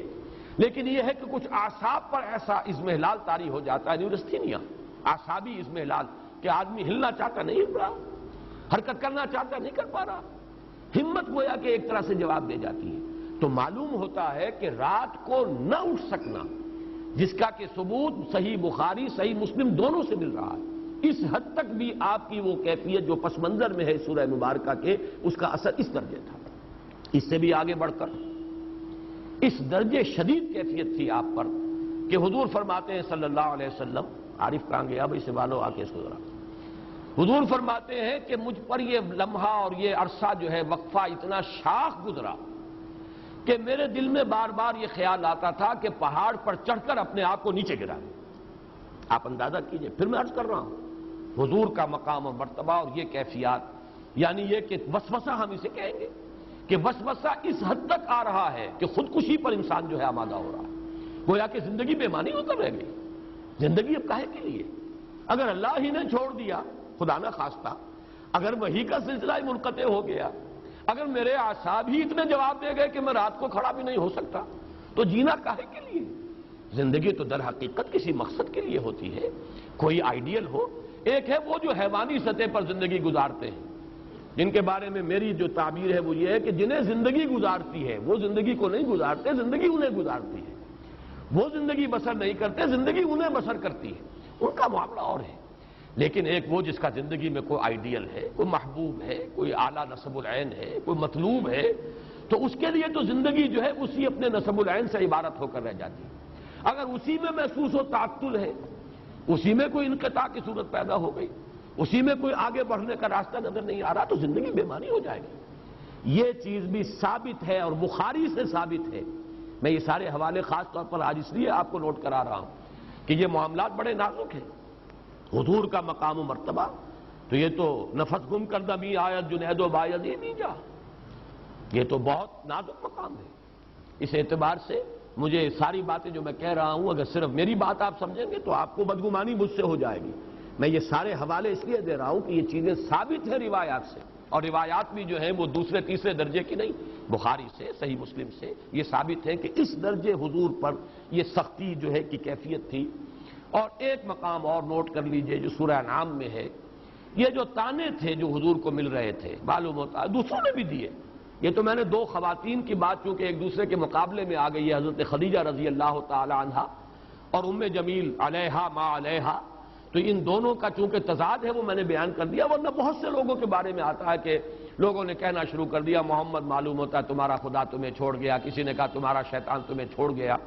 تو اس کے حوالے سے سورہ انعام کی وہ آیت بھی نوٹ کر لیجئے، وَلَقَدْ نَعْلَمُ أَنَّكَ يَضِيقُ صَدْرُكَ بِمَا يَقُولُونَ. اے نبی ہمیں خوب معلوم ہے کہ آپ کا سینہ بھنچتا ہے ان باتوں سے جو یہ کہہ رہے ہیں. تو یہ ویسے تو یہ کہ مجنون کسی نے کہا، کسی نے شاعر کہا، کسی نے ساحر کہا، یہ تمام باتیں بھی ہیں یقیناً کہ جو حضور پر آپ کے قلب مبارک پر ان کا ایک جو ہے اثر جو ہے وارد ہوتا تھا، تاثر. لیکن یہ یہاں خاص طور پر ضیق صدر، سینے کا بھنچنا، اور اس کا خاص تعلق قائم ہو جائے گا اگلی صورت کے پہلے لفظ علم نشرح لک صدرک. ضیق صدر سینے کا بھنچنا اور تنگ ہو جانا، اور انشراح صدر سینے کا کھل جانا بسط کی ایک کیفیت پیدا ہو جانا. تو یہ ضیق کا لفظ جو ہے یہ سورہ نام کی اس آیت میں آیا ہے، وَلَقَدْ نَعْلَمُ أَنَّكَ يَضِيقُ صَدْرُكَ بِمَا يَقُولُونَ، بلکہ یہ سورہ ہجر میں ہے غالباً، سورہ ہجر میں یہ الفاظ آئے، یا سورہ نام میں اس وقت مستحضر نہیں. لیکن یہاں ذرا ایک بات نوٹ کر لیجئے کہ سورۃ الضحیٰ کے اگر ہم 3 حصے کر لیں، یہ سارا تاریخی پس منظر جو ہے اور یہ روایات اور یہ حوالے اور یہ شان نزول کی روایات پہلی 3 آیات کے لیے تو بالکل کفایت کرتی. فترت وحی، اس کا حضور پر نہایت شاخ گزرنا، وہ شاخ والہانہ عشق کی وجہ سے ہے یا وہ شاخ گزرنا اس وجہ سے ہے کہ لوگوں نے تانے دینے شروع کر دیے، جو بھی ہو اس سے یہ سمجھ میں آیا کہ اس کی بنا پر حضور کی یہ کیفیت ہوئی کہ اندیشہ ہوا کہ عشقست و ہزار بدگمانی، شاید میرا رب مجھے چھوڑ گیا، شاید میرا تعلق منقطع ہو گیا، شاید پروردگار ناراض ہو گیا، شاید میری کسی بات سے وہ بیزار ہو گیا، معاذ اللہ ثم معاذ اللہ. اس میں آپ کو تسلی دے دی گئی ما ودعک ربک وما قلی، اور استشہاد کیا گیا رات اور دن سے. دیکھیے ہمارا سارا نظام جو چل رہا ہے اس میں تضادات ہیں، روشنی بھی ضروری ہے، تاریکی بھی ضروری ہے، بلندی کا اپنا مصرف ہے اور پستی کا اپنا مقام ہے، رات کی اپنی حکمتیں اور مصلحتیں ہیں اور دن کی اپنی حکمت اور مصلحت ہے. یہ تضادات جو چلا آ رہا ہے سورۃ الشمس سے لے کر پھر سورۃ اللیل، تضادات، اور ان تضادات میں خاص طور پر رات اور دن یہ تینوں صورتوں میں آ رہا ہے. یہاں پر تو رہی گئی صرف 2 چیزیں، والضحیٰ واللیل اذا سجا، باقی یہ کہ اور تمام چیزیں جو ہیں وہ پیچھے جو آ چکی ہیں. تو اس لیے یہ جیسے کہ ہمیں معلوم ہے کہ ہمارا یہ دنیا کا نظام رات اور دن ہی کے حوالے سے یہ حیات کا سلسلہ قائم ہے. ہماری ساری غذا ٹریس کریں گے تو عالم نباتات سے ہے. عالم نباتات کا سارا دار و مدار جو ان کا ریسپیریشن کا نظام ہے وہ دن اور رات میں جدا ہو جاتا. ایک وقت میں وہ آکسیجن لے رہے ہیں اور کاربن ڈائی آکسائڈ چھوڑ رہے ہیں, ایک وقت میں کاربن ڈائی آکسائڈ استعمال کر رہے ہیں اور فوٹو سینتھیسس میں اس کو وہ اپنا گویا کہ یوں سمجھیے کہ را مٹیریل بنا رہے ہیں اور آکسیجن چھوڑ رہے ہیں. ریسپیریشن کا نظام جو ہے بالکل برعکس ہو گیا دن اور رات. اسی سے سارا عالم نباتات کا نظام ہے, اسی سے ہمارا یہ غذا کا معاملہ. چاہے بکری کا گوشت ہم کھاتے ہیں تو بکری کا گوشت بھی اسی نباتات سے بنا ہے, وہی پتے ہیں, وہی گھاس ہے کہ جو وہ کھا رہی ہے.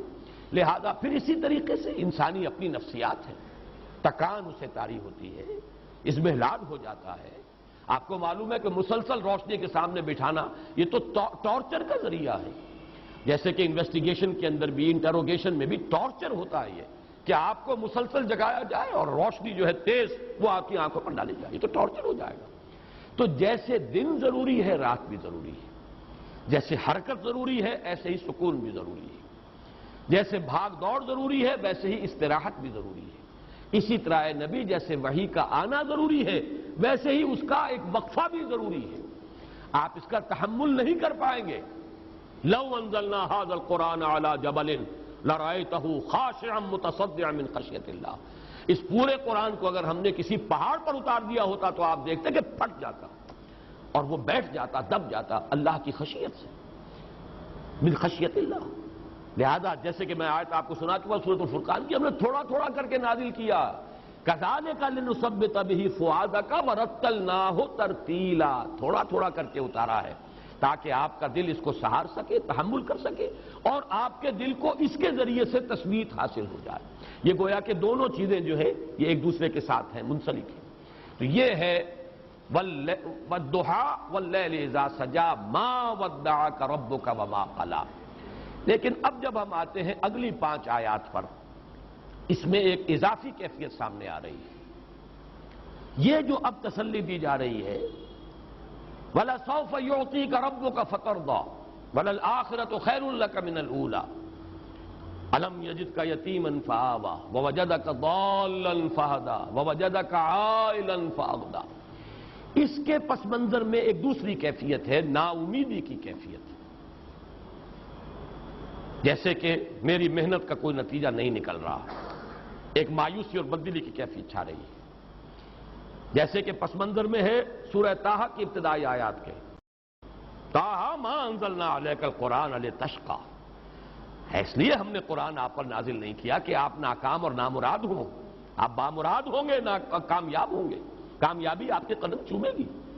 یہی پس منظر ہے جو اس آیہ مبارکہ کے پس منظر میں ہے, یہی کیفیت کہ ان الذی فرض علیک القرآن لرادک الی معاد. اے نبی جس نے آپ پر قرآن کی ذمہ داری ڈالی ہے, یہ بوجھ ڈالا ہے, انا سنلقی علیک قولا ثقیلا, تو وہ آپ کو چھوڑنے والا نہیں ہے, وہ تو آپ کو انگلی پکڑ کر لے جائے گا, لوٹائے گا بہت اعلیٰ جگہ پر, لوٹنے کی بہت عمدہ جگہ پر.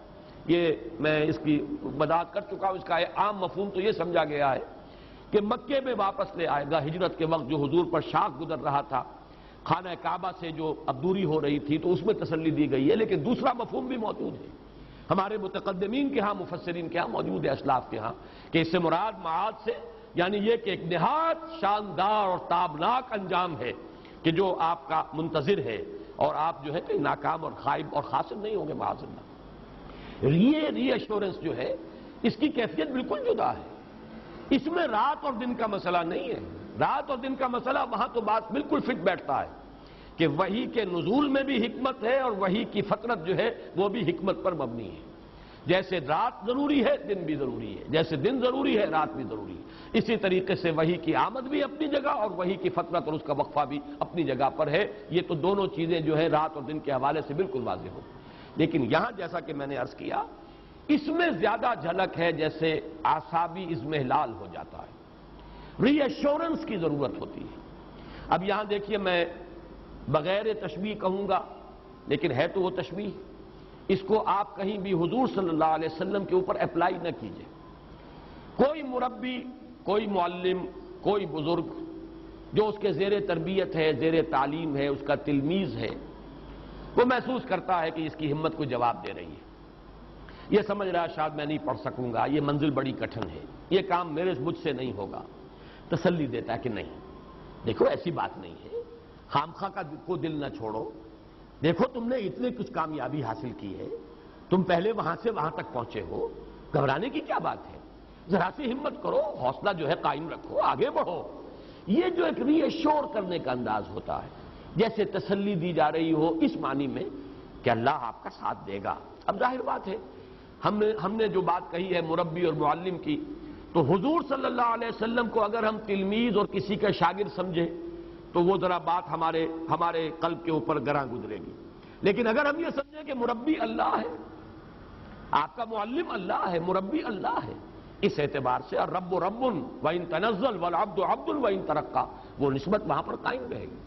تو یہ جو حوصلہ دینے کا انداز ہے، اس کے پس منظر میں ہے اضمحلال، جس کو میں نے تعبیر کیا تھا جیسے کہ اعصاب کچھ جواب دے رہے ہوں، جیسے کہ ہمت کچھ بیٹھ رہی ہو، جیسے کہ کمر جو ہے وہ کچھ کمزور پڑتی نظر آ رہی ہو، جیسے اگلی صورت میں آئے گا الذی انقض ظہرک، جس نے کہ آپ کی کمر کو وہ دوہرا کر دیا تھا یا کمر توڑ کر رکھ دی تھی، یہ میں اس کے وضاحت بعد میں کروں گا، اس کے لغوی معنی کیا ہیں، لیکن یہ جو پس منظر ہے اس کو اگر آپ پہچان لیں کہ جس میں یہ ری ایشورنس دی جا رہی ہے، اے نبی وَلَلْآخِرَةُ خَيْرٌ لَكَ مِنَ الْأُولَىٰ، بالکل مطمئن رہیں، آپ کے لیے آخرت کہیں بہتر ہے پہلی سے، لفظی ترجمہ ہوگا آپ کے لیے پچھلی کہیں بہتر ہے پہلی سے، یہ لفظی ترجمہ ہوگا۔ اب اس کا ایک معنی تو یہ ہو سکتے ہیں کہ یہ مراد ہے آخرت، یعنی آخرت میں آپ کا مقام و مرتبہ بہت بلند ہوگا، دنیا میں جو بھی آپ کا مقام اور مرتبہ ہے اس سے، اور اس کے لیے چونکہ سابقہ صورت میں بھی یہ الفاظ آئے ہیں وَإِنَّ لَنَا لَلْآخِرَةَ وَالْأُولَىٰ، ہمارے ہی اختیار میں ہے آخرت بھی اور اولا بھی، پچھلی زندگی بھی، آخرت کی زندگی بھی اور دنیا کی زندگی بھی۔ اس اعتبار سے ان دونوں صورتوں کے اندر ایک لفظی مناسبت بھی پیدا ہوئی ہے۔ ایک مفہوم تو یہ ہے کہ آخرت سے مراد آخرت ہے معروف معنی میں، جسے ہم آخرت سمجھتے ہیں بعث بعد الموت کی زندگی، اخروی زندگی، اور اولا سے مراد ہے دنیا کی زندگی۔ ایک مفہوم یہ لیا گیا ہے اور میرے نزدیک یہی صحیح ہے، ہر آنے والا وقت آپ کے لیے پچھلے وقت سے بہتر ہوگا، اس دنیا میں بھی آپ کی ترقی درجات ہوتی رہے گی مسلسل، اور آخرت میں بھی آپ کی ترقی درجات کا سلسلہ منقطع نہیں ہوگا، مسلسل جاری رہے گا۔ اس میں مجھے آج بھی یاد آ رہا ہے مولانا داؤد غزنوی رحمۃ اللہ علیہ نے ایک مرتبہ تقریر کی تھی سائیوال میں، منگمری کہلاتا تھا اس زمانے میں، تو انہوں نے بہت ہی وضاحت کے ساتھ اس مقام کو بیان کیا تھا، اور بڑی پیاری ایک حدیث سنائی تھی، وہ میرے پاس حوالہ نہیں ہے اس وقت، میں صرف ان کو ہی سند کے طور پر پیش کر رہا ہوں۔ حضور نے فرمایا کہ میدان حشر میں لواء الحمد بیدی، اللہ کی حمد کا جھنڈا میرے ہاتھ میں ہوگا۔ یہ حمد جو ہے، آپ کا نام محمد بھی اسی سے ہے، اور احمد بھی اسی سے ہے، اور حامد بھی اسی سے ہے، اور محمود بھی اسی سے ہے، اور یہ جو ہے یہ اس امت کے لیے بھی یہ لفظ آیا ہے، تو اس اعتبار سے لواء الحمد بیدی، اور خاص جملہ یہ ہے اس روز میں اللہ کی جو حمد بیان کروں گا وہ آج نہیں کر سکتا۔ بڑا پیارا جملہ ہے، اس لیے کہ حمد کوئی انسان بیان کرتا ہے اپنے خود معرفت کے مناسبت سے، جتنی گہری اپریسیشن آپ کو کسی شے کی حاصل ہوئی ہے اتنا ہی تو آپ اس کو بیان کر سکیں گے نا۔ یہ تو ہو سکتا ہے کہ اپریسیشن آپ کی زیادہ ہو، بیان آپ نہ کر سکیں، اتنی بھی نہ بیان کر سکیں، وہ تو یہ ہے کہ انسان کا یعنی کلام کی صلاحیت جو ہے اس میں کم ہے، قوت بیانیہ کا قصور ہے، اس کی کمی ہے، لیکن یہ کہ ظاہر بات ہے کہ جتنی اپریسیشن ہے اس سے زائد تو کوئی شخص بیان نہیں کر سکتا، کتنا ہی وہ طلاقت لسانی اور اس کے اندر قوت بیان موجود ہو، اس کا بیان رہے گا وہیں تک جہاں تک کہ اپریسیشن اس کو حاصل ہوئی۔ معلوم ہوا کہ وہ معرفت رب جو حضور کو اس دنیا میں حاصل تھی اس سے کہیں بڑھ کر معرفت رب ہوگی میدان حشر میں، اور اس وقت جو حمد بیان کریں گے محمد الرسول اللہ صلی اللہ علیہ وسلم، وہ اس دنیا کی زندگی میں رہتے ہوئے وہ حمد بیان نہیں کر سکتے تھے۔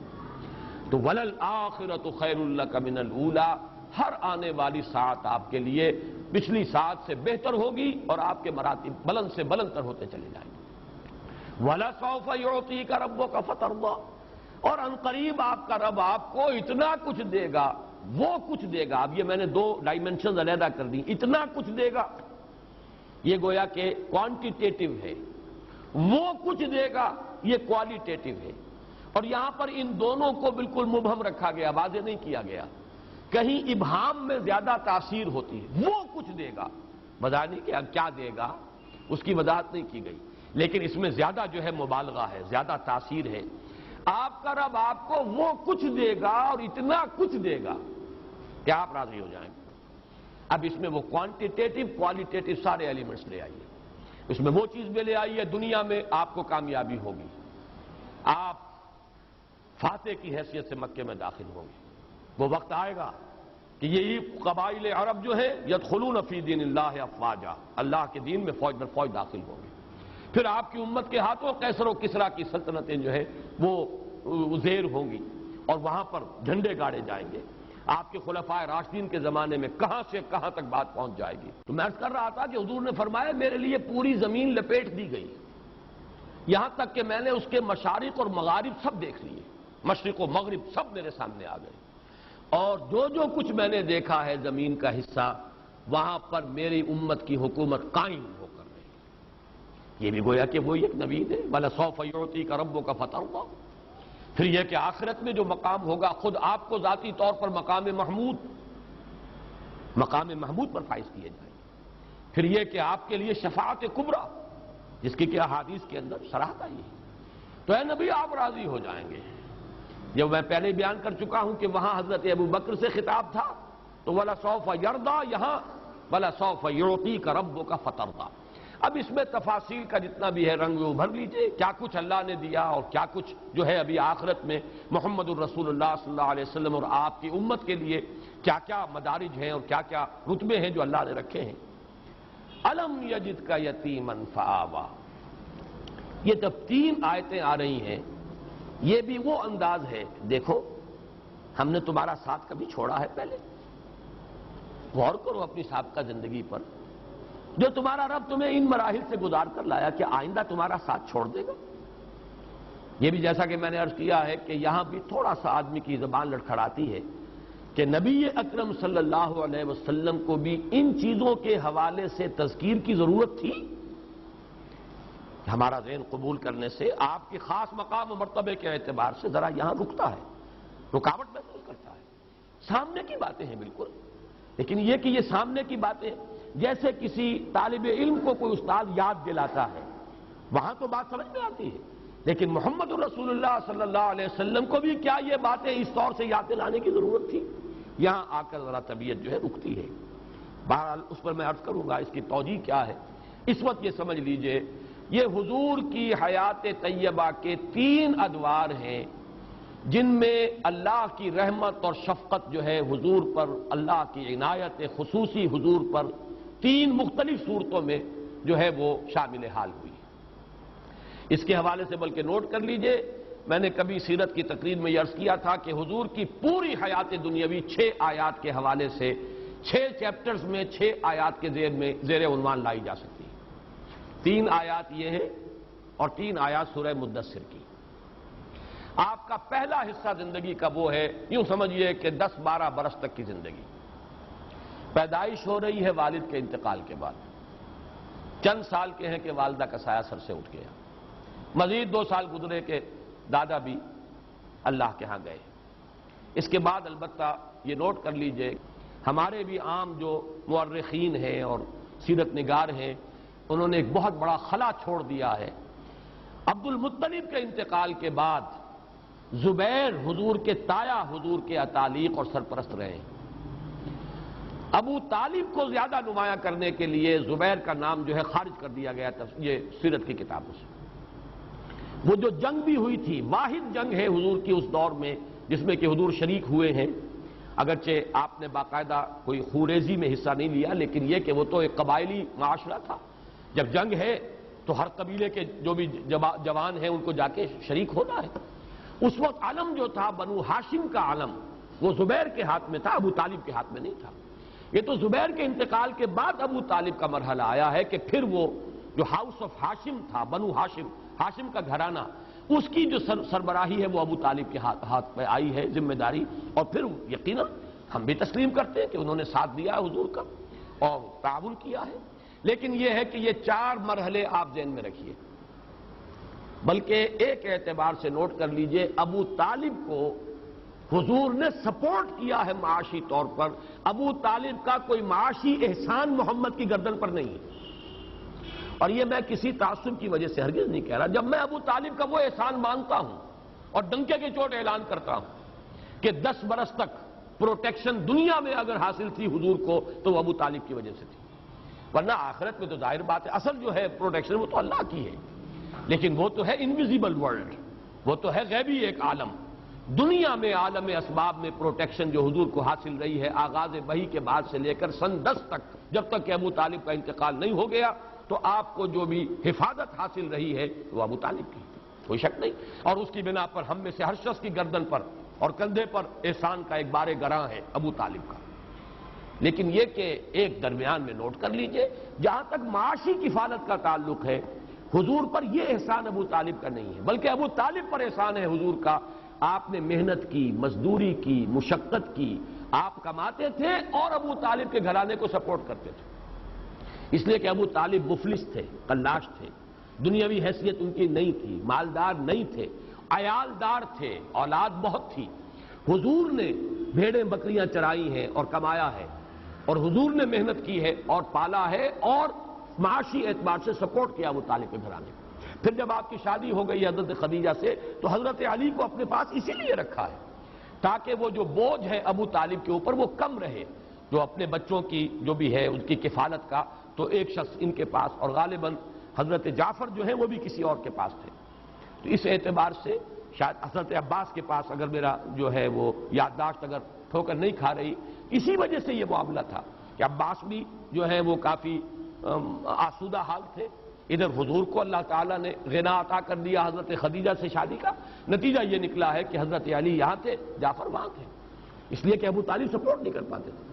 بہرحال پہلا مرحلہ جو ہے حضور کی حیات طیبہ کا، سیرت مطہرہ کا، الم یجد کا یتیما فآوا، اے محمد ذرا دیکھو تو صحیح، پیچھے مڑ کر نگاہ تو ڈالو، تو دنیا میں آئے تو تمہارے والد کا سر سے سایہ اٹھ چکا تھا، چند برس کے 6 برس کے تھے کہ دادا کی محبت سے بھی محروم ہو گئے، مزید 2 برس کے بعد ماں کی محبت اور شفقت بھی ختم ہوئی، پھر ہم نے کس کس طریقے سے آپ کے لیے بندوبست کیا، کہاں کہاں سے فآوا پناہ دی ہے، کہاں کہاں سے پروٹیکشن ملی ہے، کیسی کیسی محبتیں آپ کو ملی ہیں، دادا کی محبت، والدہ کی محبت، پھر زبیر کی محبت۔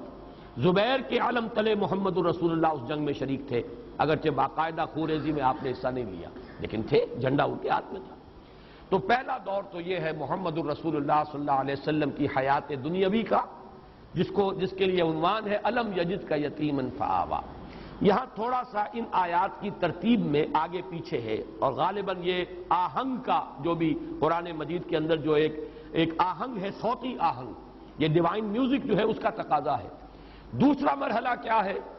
وَوَجَدَكَ عَائِلًا فَأَغْنَىٰ، پایا آپ کو تنگ دست تو غنی کر دیا۔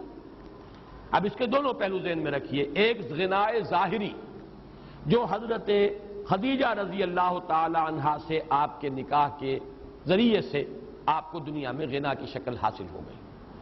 اب یہ کہ دولت ہے، سرمایہ ہے، وفادار بیوی ہے، جان چھڑکنے والی بیوی ہے، اپنی ساری دولت جو ہے آپ کے قدموں میں لا ڈالی ہے۔ وہ واقعات میں نے آپ کو سنائے ہیں، امام راضی نے کوٹ کیا ہے۔ ایک موقع پر حضور کہیں باہر گئے، ابھی وحی کا آغاز نہیں ہوا تھا وہ دور، اس لیے کہ 15 برس ہیں آپ کی ازدواجی زندگی کے، جبکہ ابھی وحی شروع نہیں ہوئی۔ 25 برس کی عمر میں آپ کا نکاح ہوا حضرت خدیجہ سے، اور 40 برس کی عمر میں وحی کا آغاز ہوا، تو یہ 15 برس ہے، یا اس میں سے کوئی تھوڑا سا وقت نکال لیجئے، وہ میں تیسری آیت کے ذیل میں لاؤں گا جو یہاں درمیان میں آئی ہے۔ تو بہرحال 12-13 برس کا یہ مرحلہ بھی ذہن میں رکھیے، یہ آپ نے خوشحالی کا، اطمینان کا، ایک وفادار بیوی ہے نکاح میں، بچے بھی اللہ نے دیے ہیں، اگرچہ بیٹے ہوئے وہ لے لیے، بیٹیاں ہیں، ہرا بھرا گھر ہے، دولت ہے، آسائش ہے، عزت ہے، آپ کی تجارت ہے، آمد و رفت ہے۔ اس کا واقعہ وہ آتا ہے جو امام راضی نے نقل کیا ہے کہ حضور ایک مرتبہ نکل گئے ذرا مکے سے باہر، کوئی وادی میں آپ نے دیکھا کوئی قبیلہ ٹھہرا ہوا تھا، بہت مفلوق الحال لوگ، بدن پر کپڑے نہیں اور فاقوں سے معلوم ہوتا تھا سوکھ کر کاٹا ہوئے۔ دیکھ کر آپ آ گئے، کپڑا لے کر لیٹ گئے، ایک کیفیت حزن کی اور ملال کی۔ حضرت خدیجہ نے پوچھا کیا معاملہ ہے؟ آپ کی طبیعت ناساز نہیں، کیا معاملہ ہے؟ فرمایا کہ میں گیا تھا باہر، میں نے دیکھا ایک ایسے لوگ ہیں اور میرے پاس کوئی دولت نہیں ہے کہ میں ان کی مدد کر سکوں۔ تو حضرت خدیجہ نے کہا کہ اچھا آپ جائیے فلاں فلاں لوگوں کو لے آئیے، بلا لائیے ذرا، مکے کے بڑے بڑے لوگ، اور ان میں الفاظ ہیں کہ فیہم الصدیق، حضرت ابوبکر کو بھی بلایا گیا، وہ بھی نمایاں لوگوں میں سے تھے، وہاں کی جو ہائرارکی ہے اس میں بھی ان کا مقام تھا، وہ بھی آئے ہیں۔ تو بہت سے لوگ جو آ گئے، جمع کر لیا، اتنی دیر میں اتنا بڑا ڈھیر اشرفیوں کا حضرت خدیجہ نے لگایا کہ جب حضور آ کر بیٹھے ہیں تو اس کے پیچھے چھپ گئے، اور پھر کھڑے ہو کر کہا حضرت خدیجہ نے آپ سب لوگ گوا رہے ہیں، میں نے یہ ساری دولت محمد کو دی، وہ جہاں چاہیں خرچ کریں۔ یہ ہے ان کی شان۔ تو یہ ظاہری غنا ہے، ابھی اس کو بھی آپ سمجھیے کہ یہ ظاہری غنا ہے۔ اصل غنا تو غنا النفس ہے، الغنا غنا النفس، وہ تو آپ کا قلب جو ہے وہ تو غنی ہمیشہ تھا اور ہمیشہ رہا، لیکن یہ کہ یہاں در حقیقت مراد جو ہے وہ غنا جو ہے وہ باطنی غنا نہیں۔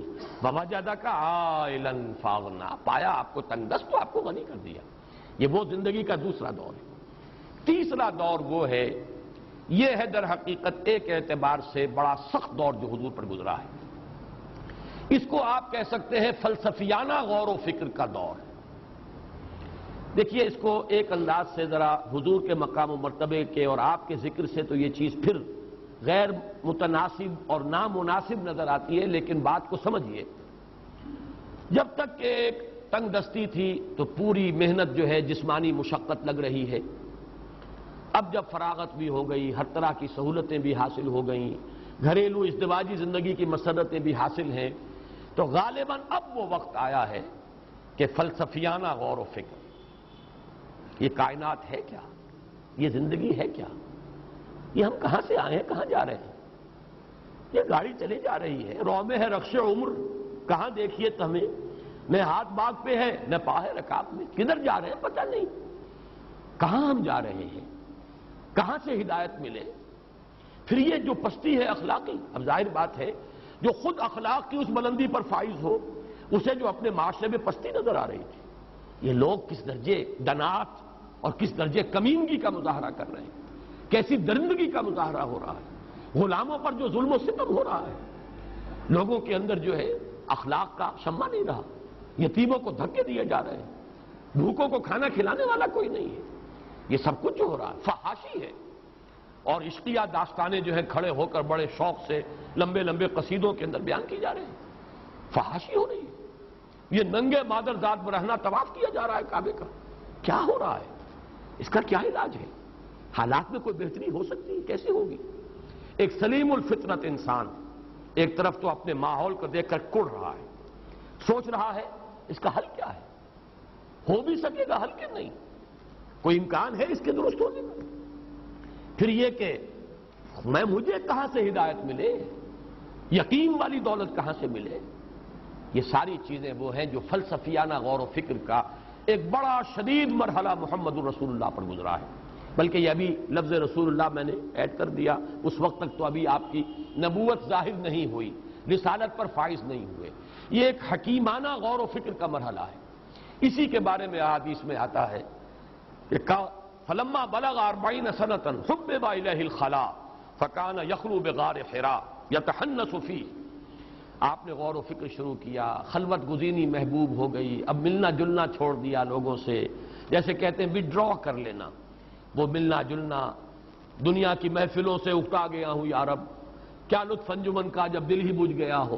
بہرحال یہ شعر پورے طور پر تو یہاں پہ منطبق نہ کیجئے، دل کے بجھنے کا کوئی سوال نہیں، لیکن دلچسپی نہیں رہی، غور و فکر، سوچ بچار، اسی غور و فکر کے اندر غلطہ و پیچا، اسی میں پھر یہ کیفیت اتنی شدت پیدا ہوئی کہ گھر سے بھی نکل گئے، کئی دن کئی راتیں مسلسل غار حرا میں وہ غور و فکر ہو رہا ہے۔ یتحنس کا لفظ آیا حدیث میں، حضرت عائشہ سے یہ روایت ہے کہ جب آپ کی عمر شریف 40 کے لگ بھگ ہوئی تو آپ کی طبیعت کے اندر خلوت گزینی محبوب ہو گئی، آپ کو لوگوں سے کٹ کر اور منقطع ہو کر کہیں علیحدگی میں بیٹھنا، پھر یہاں تک ہوا کہ اس کے اندر شدت پیدا ہوئی کہ غار حرا میں کئی دن آپ مقیم رہتے تھے، کچھ کھانے پینے کا سامان حضرت خدیجہ جو ہے باندھ دیتی تھی اور وہاں جا کر آپ مقیم رہتے تھے، غور و فکر کرتے تھے. یتحنس فی، اب تحنس کا لفظی ترجمہ ہے عبادت یا گناہ کے اثرات کو زائل کرنے کی کوشش کرنا. ہنس کہتے ہیں گناہ کو. تحنس جو ہے کہیں کہیں باب تفاعل جو ہے اس معنی میں دیتا ہے سلب ماخذ، کہ جیسے کہ گناہ کو زائل کرنے کے لیے عبادت کی جاتی ہے، تو یہ تحنس فی. لیکن پھر یہ کہ جو شارحین حدیث ہیں انہوں نے یہ سوال اٹھایا کہ آپ عبادت کیا کرتے تھے، کس طور سے کرتے تھے؟ ظاہر بات ہے کہ آپ بنی اسرائیل میں پیدا نہیں ہوئے، یہاں پر جو ہے ملت ابراہیمی، اس میں سب چیزیں گم ہو چکی، تو عبادت کیسے کرتے تھے؟ تو تقریباً اجماع ہے اس پر کہ کانا صفت و تعبدہ فی غار حراء التفکر والاعتبار. غار حراء میں آپ غور و فکر کرتے تھے، سوچ بچار کرتے تھے. یہ وہ سوچ بچار کا مرحلہ ہے جس میں انسانی فلسفیانہ فکر جہاں تک پہنچ سکتا ہے وہاں تک محمد پہنچ گئے صلی اللہ علیہ وسلم. اب وہ مقام آیا ہے کہ جس سے آگے عقل انسانی کی رسائی نہیں ہے. گزر جا عقل سے آگے کہ یہ نور چراغ راہ ہے، منزل نہیں ہے. یہ وہ منزل ہے کہ جس پر وَوَجَدَكَ ضَالًّا فَهَدَىٰ. اب وہ پردے اٹھے ہیں، افلاک سے آتا ہے نالوں کا جواب آخر، اٹھتے ہیں حجاب آخر، کرتے ہیں خطاب آخر. اب وحی کا سلسلہ شروع ہوتا ہے. یہ گویا کہ سیرت محمدی صلی اللہ علیہ وسلم، حیات طیبہ جو ہے آپ کے حیات دنیاوی کا تیسرا مرحلہ ہے. اس تیسرے مرحلے کے بعد بھی چوتھا مرحلہ ہے. ابھی وہ تشویش کیسے ہو، کس طرح کروں، غور و فکر، سوچ بچار، بڑا بوجھ آ گیا ہے، بہت بھاری بوجھ ہے. اس کا جو احساس گراں ہے اس کا ہے در حقیقت یا ایھا المزمل یا ایھا المدثر. اے کپڑے میں لپٹ کر لیٹنے والے، اے کمبل میں لپٹ کر لیٹنے والے، اے لحاف کو اوڑھ کر لیٹنے والے، کھڑے ہو جاؤ. اب تمہاری جد و جہد شروع ہو جانی چاہیے. لاکھ حکیم سر بجیب، ایک کلیم سر بکف. اب یہ غور و فکر کا مرحلہ ختم کرو، آؤ میدان عمل میں.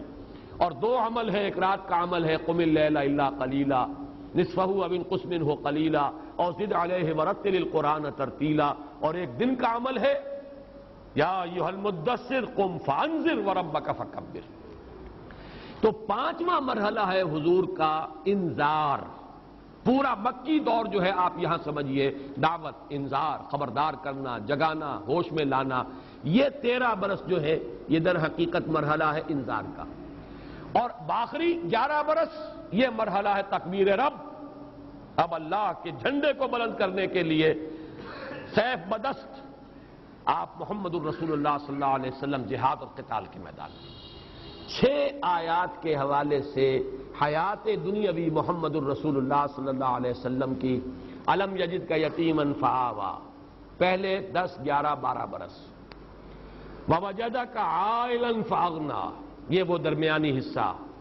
جیسے کہ آپ کی تجارت بھی کچھ کامیابی حاصل ہوئی اور پھر خاص طور پر حضرت خدیجہ سے شادی کے بعد، اور پھر وہ جو زندگی کا آسائش کا، آرام کا، دنیاوی جسے آپ کہتے ہیں خوشیوں کا ایک وقت آیا ہے جو گزرا ہے، ہر طرح کی سہولت، دنیاوی آسائش.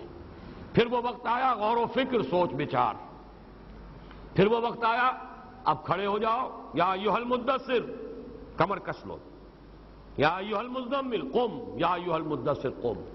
اور اس کا پہلا مرحلہ انذار، قم فانذر. اور آخری مرحلہ وربک فکبر، تکبیر رب اور اس کے لیے باطل سے پنجہ آزمائی، یہاں تک کہ قتال، اللہ کی راہ میں جنگ. یہ ہیں 6 مراحل اور 6 آیات.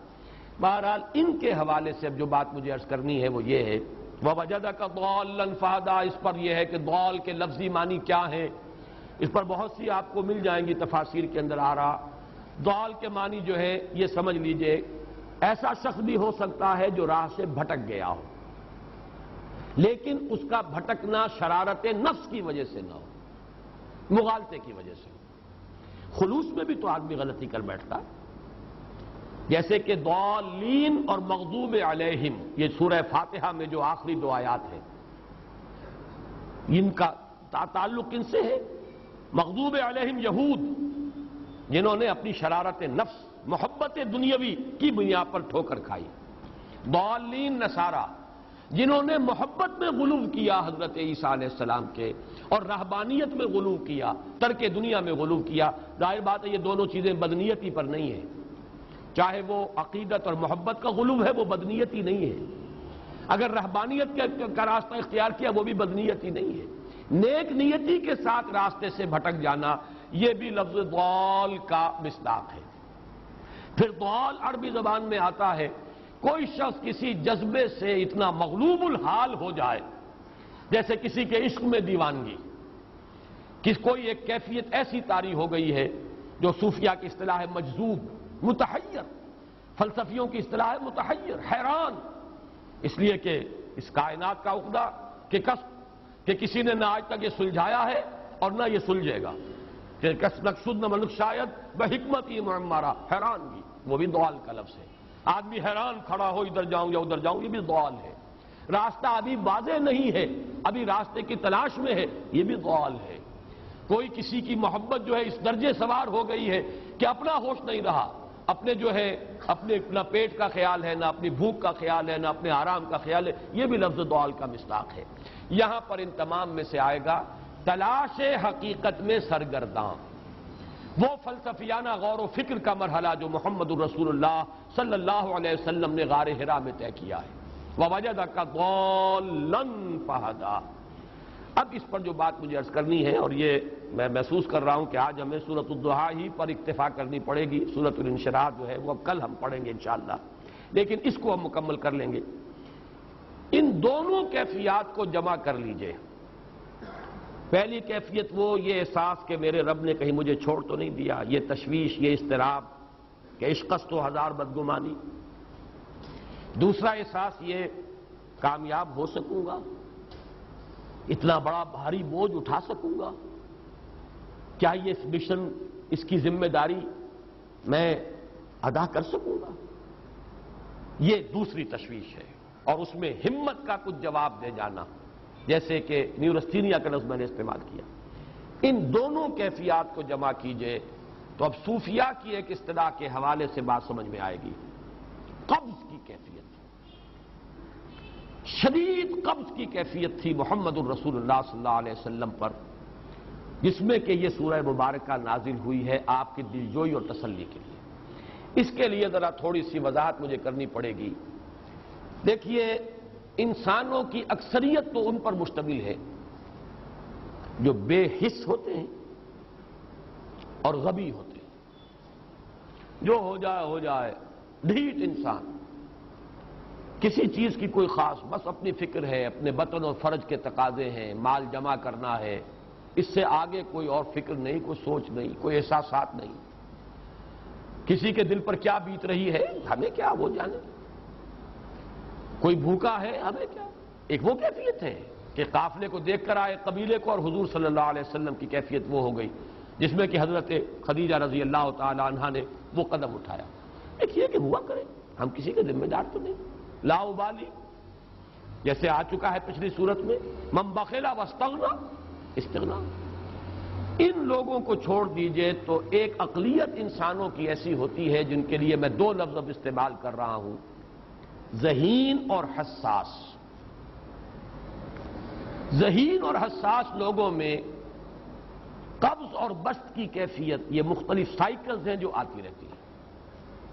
کبھی طبیعت میں پشمردگی ہے، دل بجھا ہوا سا ہے، کچھ نا امیدی سی ہے، خود اپنے اوپر اعتماد کی کمی محسوس ہو رہی ہے، مجھ میں صلاحیت نہیں ہے، میں کچھ نہیں کر سکتا، اب تک جو کچھ کیا صبح بھی ہے، امنگ بھی ہے، امید بھی ہے، روشن پہلو نظر آ رہے ہیں۔ قبض کی کیفیت میں تاریک پہلو نظر آتے ہیں، مایوسی کے پہلو نظر آتے ہیں، پیسیمزم کی کیفیت، اور یہ جو بسط کی کیفیت ہے اس میں روشن پہلو۔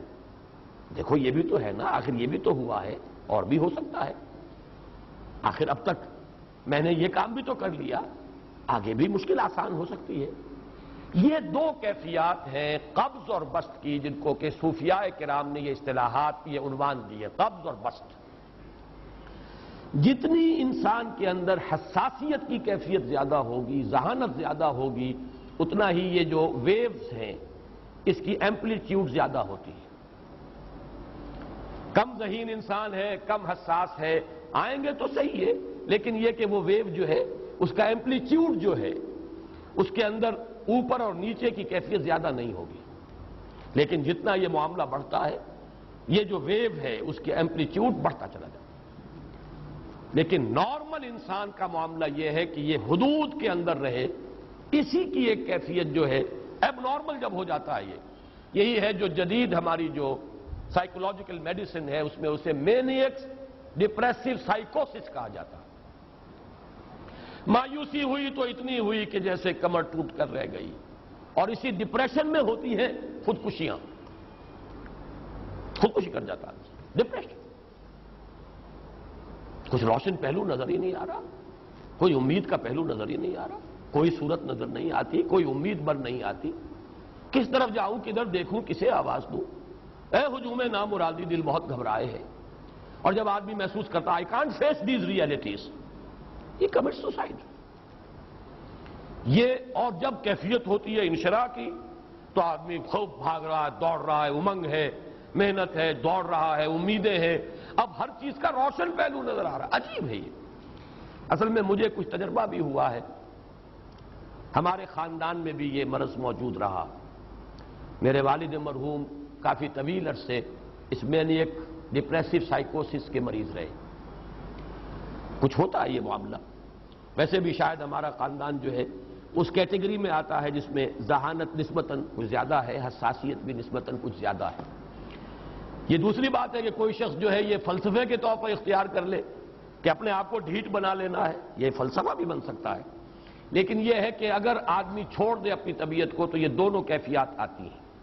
انہی کیفیات میں اگر یہ جو اپورڈ اینڈ ڈاؤنورڈ موومنٹ ہے یہ ایک حد سے نکل جائے تو یہ بیماری ہے مینیک سائیکوسس، مینیک ڈپریسو سائیکوسس۔ اس میں جب آدمی ہوتا ہے وہ اپر کیفیت میں تو اس کے اندر بڑی عظیمت ہے، روشنی ہے، امید ہے، لوگوں سے گفتگو کر رہا ہے، حق بول رہا ہے، خوب جو ہے محفل کے اندر، اب وہ محفل میں اسے دلچسپی محسوس ہو رہی ہے اور اسے ہر چیز کا روشن پہلو نظر آ رہا ہے، خود اپنے وجود کا بھی روشن پہلو، دوسروں کے وجود کا بھی، دوسروں کی بات میں سے بھی وہ اچھا پہلو تلاش کریں گے، وہ برا پہلو تلاش نہیں کریں گے۔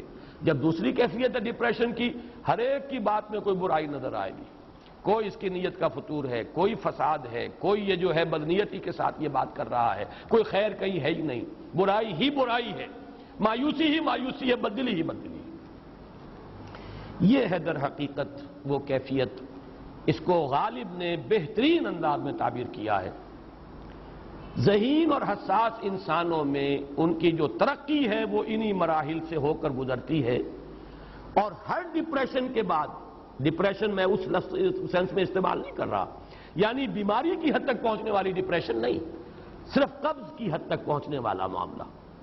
ہر قبض کے بعد جب بست آتا ہے تو آگے ترقی ہوتی ہے، جس کو آپ کہتے ہیں بائی لیپس اینڈ باؤنڈس، آدمی جو ہے چھلانگ لگاتا ہے، گویا کہ ایک درجہ جو پہلے تھا اس سے آگے درجہ انسان کا جو ہے اس سے بلند تر پوزیشن پر انسان پہنچتا ہے۔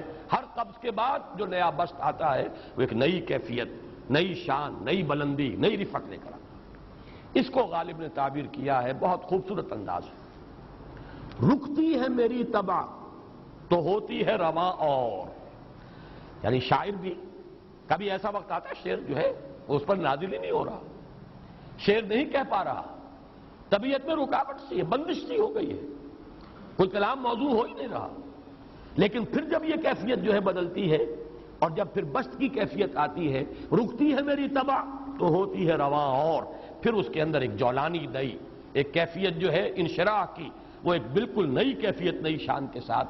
یہ ہے وہ معاملہ جو ان آیات مبارکہ کے پس منظر میں ہے۔ اسی لیے اب میں آپ کو اس کا حوالہ دے رہا ہوں، تفسیر مظہری میں قاضی ثناء اللہ پانی پتی رحمۃ اللہ علیہ نے بہت عمدہ بات فرمائی ہے کہ حالت قبض اگر کسی شخص پر طاری ہو تو اس حال میں اکسیر کا درجہ رکھتی ہے یہ سورہ مبارکہ، اس لیے کہ یہ نازل ہوئی ہے محمد الرسول اللہ صلی اللہ علیہ وسلم پر اسی حالت قبض میں۔ وَالضُّحَىٰ وَاللَّيْلِ إِذَا سَجَىٰ مَا وَدَّعَكَ رَبُّكَ وَمَا قَلَىٰ وَلَلْآخِرَةُ خَيْرٌ لَكَ مِنَ الْأُولَىٰ وَلَسَوْفَ يُعْطِيكَ رَبُّكَ فَتَرْضَىٰ أَلَمْ يَجِدْكَ يَتِيمًا فَآوَىٰ وَوَجَدَكَ ضَالًّا فَهَدَىٰ وَوَجَدَكَ عَائِلًا فَأَغْنَىٰ یہ تمام آیات اب معلوم ہوگا کہ جیسے موتی پروئے ہوئے. ایک لفظ قبض، اب اس میں جو بھی واقعاتی اور جو میں نے آپ کو روایاتی جو بھی پس منظر بیان کیا وہ بھی فٹ بیٹھ رہا ہے. وہ خودکشی کا معاملہ بھی آ گیا، اس میں فٹ بیٹھ رہا ہے کہ بخاری شریف میں روایت موجود ہے کہ حضور فرماتے ہیں کہ میری طبیعت پر اس درجے اضطراب تھا، اتنی کیفیت جو ہے میری تشویش کی تھی کہ میرے دل میں بار بار خیال آتا تھا کہ پہاڑ پر چڑھ کر اپنے آپ کو نیچے گرا دوں. یہ سارے معاملات اب آپ کو محسوس ہوگا جیسے تمام کڑیاں جو ہے وہ جڑ گئی ہیں. جیسے رات کو اب آپ اٹھ نہیں پا رہے، اضمحلال ہے، اعصابی جو ہے اعصاب اس درجے متاثر ہو چکے ہیں. صرف یہ ایک احساسات کی کیفیت نہیں ہے، آپ کی قوت فعلی جو ہے، قوت عملی، وہ بھی اس درجے متاثر ہو چکی ہے کہ کئی راتیں گزر گئی اور آپ رات کو نہیں اٹھ سکے، جس پر کہ ام جمیل کو یہ کہنے کا موقع مل گیا کہ معلوم ہوتا ہے محمد تمہارا شیطان تمہیں چھوڑ گیا. اب یہ جملہ اپنی جگہ پر اس کی کاٹ ہے یقیناً اس سے یضیق صدرک بما یقولون، لیکن وہ کیفیت جس کی وجہ سے یہ جملہ آیا ہے اس پر نگاہ دوڑائیے، اس پر نگاہ کو مرکوز کریں گے تو معلوم ہوگا ایک لفظ قبض، یہ قبض کی ایک کیفیت تھی. اس قبض ہی کی کیفیت کا ایک مظہر یہ ہے کیونکہ یہ بھی تو در حقیقت قلب مبارک جو ہے محمد الرسول اللہ صلی اللہ علیہ وسلم کا، اسی پر تو وحی کا نزول ہوتا تھا. یہ بھی وہی داخلی احساسات و کیفیات کا معاملہ ہے. یہی بھی در حقیقت یہ واردات قلبیہ ہی کا سارا معاملہ ہے. اس کو آپ خارج سے تعبیر نہیں کر سکتے. نہ ابھی کوئی ایسے مصائب تھے، نہ ایسی کوئی مشکلات تھیں، نہ ابھی کوئی رد و قضا ایسی شروع ہوئی، نہ ابھی کوئی بحث و نزاع کا معاملہ ایسا ہوا، نہ کوئی ابھی کوئی فزیکل پرسیکیوشن شروع ہوئی. یہ سب داخلی ہی کیفیات ہیں اور ان داخلی کیفیات کے حوالے سے ان سورہ مبارکہ کو اگر صحیح سمجھا ہے تو صوفیہ نے سمجھا. وہ جو اقبال کا شعر ہے کہ کچھ جو سمجھا میرے شکوے کو تو رضواں سمجھا، مجھ کو جنت سے نکالا ہوا انسان سمجھا. اور کون سمجھے گا؟ وہ تو سمجھے گا کہ دکھے ہوئے وہ دل کی صدا ہے. وہ کیا ہے جو اقبال کی وہ ایک نظم ہے پرندے کی فریاد، گانا اسے سمجھ کر خوش ہونا سننے والے. یہ تو در حقیقت ایک دکھے ہوئے دل کی صدا، فریاد یہ صدا ہے. تو یہ کیفیت جو ہے رضوان سمجھ سکا ہے جو کہ داروغہ جنت ہے. اس نے سمجھا یہ وہی آدم جو نکالا گیا تھا یہاں سے، یہ اس کی فریاد ہے. کچھ جو سمجھا میرے شکوے کو تو رضواں سمجھا، مجھ کو جنت سے نکالا ہوا انسان سمجھا. تو واقعہ یہ ہے کہ اس سورہ مبارکہ کا صحیح فہم اگر حاصل ہوا ہے وہ امام راضی کو حاصل ہو ہی نہیں سکتا. وہ عقل اور منطق کی گتھیاں سلجھانے والے آدمی ہیں. اپنی جگہ ان کی کنٹریبیوشن بہت. یہ لغت اور ادب کا کوئی خاص مسئلہ اس میں ہے ہی نہیں کہ زمخشری اس میں کوئی جولانی دکھائیں اپنی، اس میں کوئی ایسا اشکال ہے ہی نہیں، نحوی اشکال ہی نہیں. لیکن یہ واردات قلبیہ کا معاملہ ہے، احساسات باطنی کا معاملہ ہے، یہ نفسیات انسانی کا معاملہ ہے. اور اس کو وہی سمجھ سکتے ہیں کہ جو ماہرین علم نفس ہیں، اور وہ ہیں صوفیاء کرام ہمارے ہاں جن کا وہ ذوق ہے، باطنی کیفیات و احساسات جن کا موضوع ہے کہ یہ در حقیقت حالت قبض کی کیفیت ہے. اور اسی کے حوالے سے آج جو میں آخری بات عرض کر رہا ہوں وہ یہ ہے کہ میں نے آج آپ نے نوٹ کیا ہوگا شروع میں معمول کے خلاف ایک اضافی دعا بھی مانگی تھی. واقعہ یہ ہے کہ آج سے پہلے میں اس دعا کی اصل عظمت کو اتنا نہیں سمجھ پایا تھا جتنا آج سمجھا. یہ جو عظیم دعا ہے جس میں اتنی لجاجت، اتنی ہیوملٹی حضور نے اختیار کی ہے جس سے آگا کے سوال نہیں ہے. اللہم انی عبدک وابن عبدک وابن امتک. اے اللہ میں خود تیرا بندہ ہوں، میرا باپ بھی تیرا ادنا غلام، میری ماں تیری ادنا کنیز. فی قبضتک، میرا پورا وجود تیرے قبضہ قدرت میں ہے، تیرے ہی اختیار میں ہے. فی قبضتک ماضٍ فی حکمک، میرے پورے وجود میں تیرا ہی حکم جاری و ساری ہے. عدل فی قضاؤک، اور جو فیصلہ بھی تو میرے بارے میں کرے، جو بھی کرے وہ عدل ہے، انصاف ہے.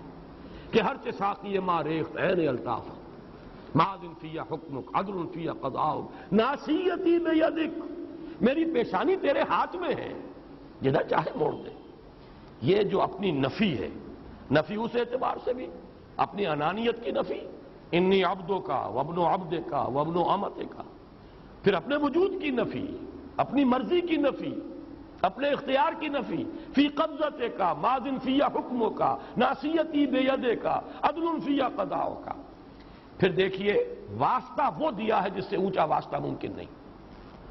اسألوک بکل اسم ہو لک، قرآن مجید میں آیا نا، فدوہ بہا وللہ الاسماء الحسنی فدوہ بہا، اچھے نام اللہ کے ہیں، اس کو پکارا کرو ان ناموں کے حوالے سے۔ اب نام کہاں سے جمع کریں سارے؟ ایک میں اسألوک بکل اسم ہو لک، جو بھی تیرے نام ہیں، سمیت بہ نفسک، جن سے تو نے خود اپنے آپ کو موسوم کیا، او علمتہ احدا من خلقک، یا تو نے اپنی مخلوق میں سے کسی کو وہ نام سکھایا، او انزلتہ فی کتابک، یا وہ نام تو نے اپنی کسی کتاب میں نازل کیا، اب استاثرت بہ فی مکنون الغیب عندک، یا اس کو تو نے خود اپنے خزانہ غیب میں محفوظ رکھا ہوا ہے۔ تیرے وہ نام بھی ہیں جو تو نے کسی کو ابھی سکھائے ہی نہیں، تو نے اپنی کتاب میں کسی میں نازل ہی نہیں کیے، وہ تو تیرے خاص خزانے کے اندر وہ ابھی در مکنون ہے، وہ ابھی تیرے پاس موجود ہے۔ یہ اس سے بڑا اب واسطہ کیا ہوگا؟ مانگا کیا ہے ذرا غور کیجئے۔ ان تجعل القرآن ربیع قلبی ونور صدری وجلاء حزنی وذہاب ہمی وغمی۔ استدعا میں یہ کر رہا ہوں پروردگار، اس قرآن کو میرے دل کی بہار بنا دے، میرے دل کا نور بنا دے۔ نور صدری، ان تجعل القرآن ربیع قلبی، میرے دل کی بہار، ونور صدری، میرے سینے کا نور، وجلاء حزنی، یہ حزن جو جس سے کہ محمد دوچار ہے صلی اللہ علیہ وسلم، یہ وہ کیفیت جو ہے قبض کی، اس کو دور کرنے کا ذریعہ بنا دے اس قرآن کو۔ جلاء حزنی وذہاب ہمی وغمی، اور میرے ہموم، میرے تفکرات، میرے غموں کو دور کرنے کا ذریعہ بنا دے۔ یہ عظیم دعا آج سورۃ الضحیٰ پر غور و فکر کرتے ہوئے، ویسے تو میں تقریباً 30 برس سے اس دعا کا مبلغ ہوں، اس لیے کہ جب میں نے یہاں کام شروع کیا تھا لاہور میں، جو تقریریں کی تھی مسلمانوں پر قرآن مجید کے حقوق کے نام سے جو شائع شدہ ہیں، اس پمفلٹ کے آخر میں نے یہ دعا درج کی ہے۔ یہ اصل میں کچھ مختلف احادیث میں ٹکڑے آئے ہیں، کہیں کوئی ایک ٹکڑا کم ہے، کہیں دوسرا کم ہے، میں نے بڑی تحقیق کر کے تمام روایتوں کو جمع کر کے پھر اس کو مرتب کیا ہے، اور وہ بڑی خوبصورت میں نے اس کی سیٹنگ کی ہے، اور وہ اس کتابچے کے آخر میں ہے۔ اللہم انی عبدک وابن عبدک وابن امتک فی قبضتک ناصیتی بیدک ماض فی حکمک عدل فی قضاؤک اسألک بکل اسم ہو لک سمیت بہ نفسک او علمتہ احدا من خلقک او انزلتہ فی کتابک او استاثرت بہ فی مکنون الغیب عندک ان تجعل القرآن ربیع قلبی ونور صدری وجلاء حزنی وذہاب ہمی وغمی۔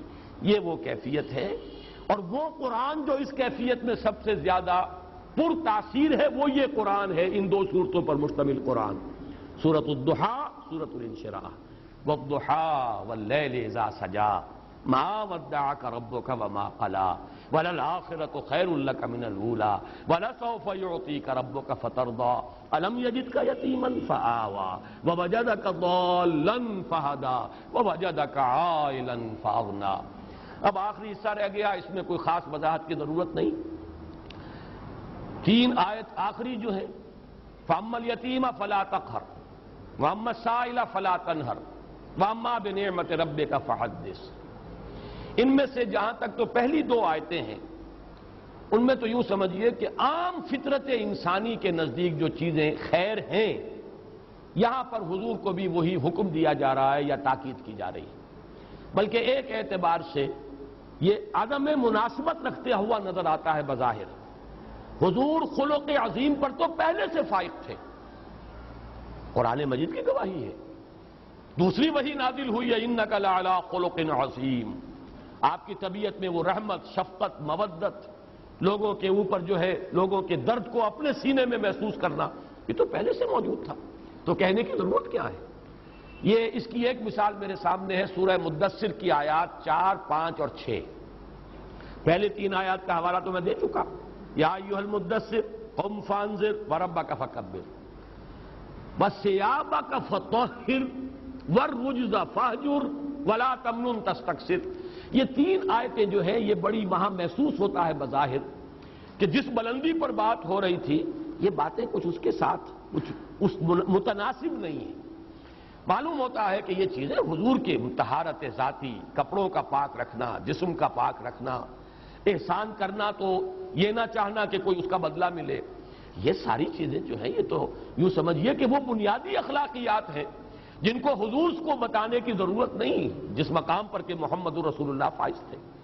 تو ہم یہی کہیں گے کہ یہ اصل میں اس لیے لایا گیا کہ حضور سے خطاب کرتے ہوئے امت کے لیے یہاں رہنمائی ہے۔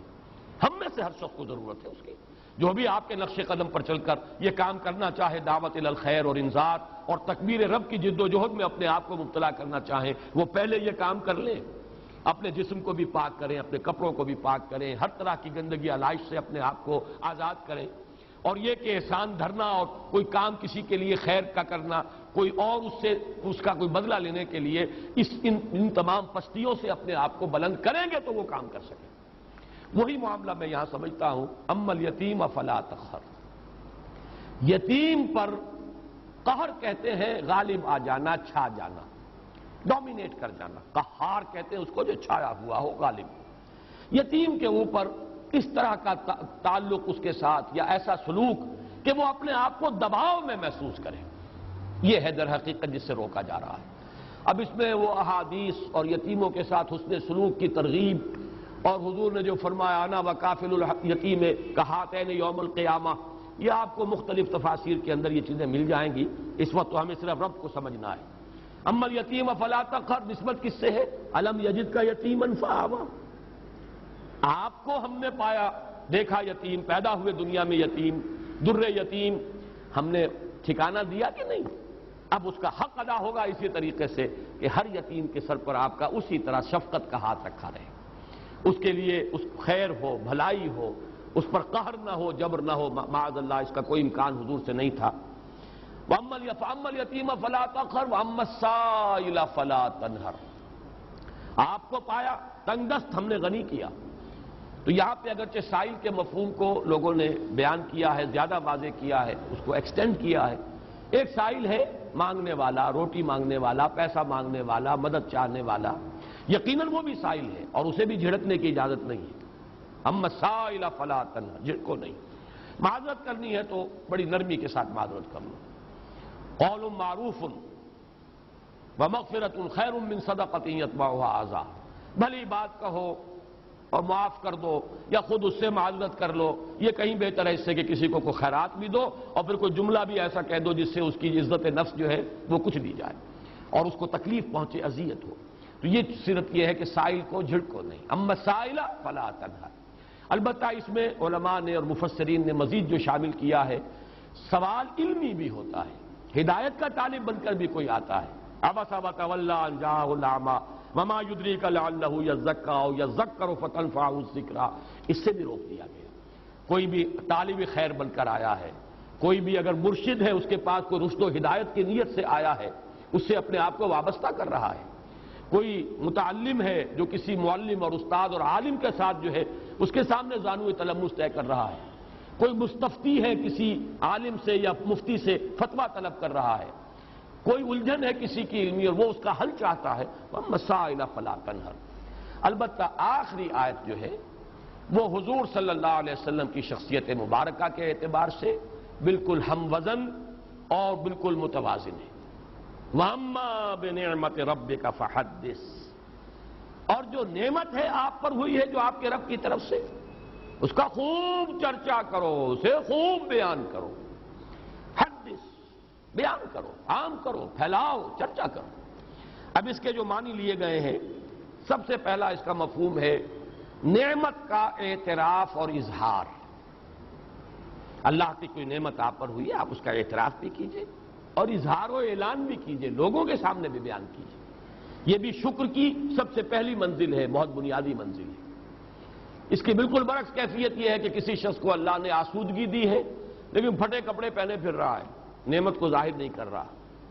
اگر کسی کی تنگی ہے، اس کے کپڑے پھٹے ہوئے ہوں یا اس کے اوپر اگر لگے ہوئے ہوں پیبند، کوئی حرج نہیں، لیکن یہ کہ ہو کشادگی اور آسودگی اور پھر انسان یہ حلیہ بنائے، یہ گویا کہ یہ اس نعمت کا انکار ہے، اس کو چھپا رہے ہیں آپ۔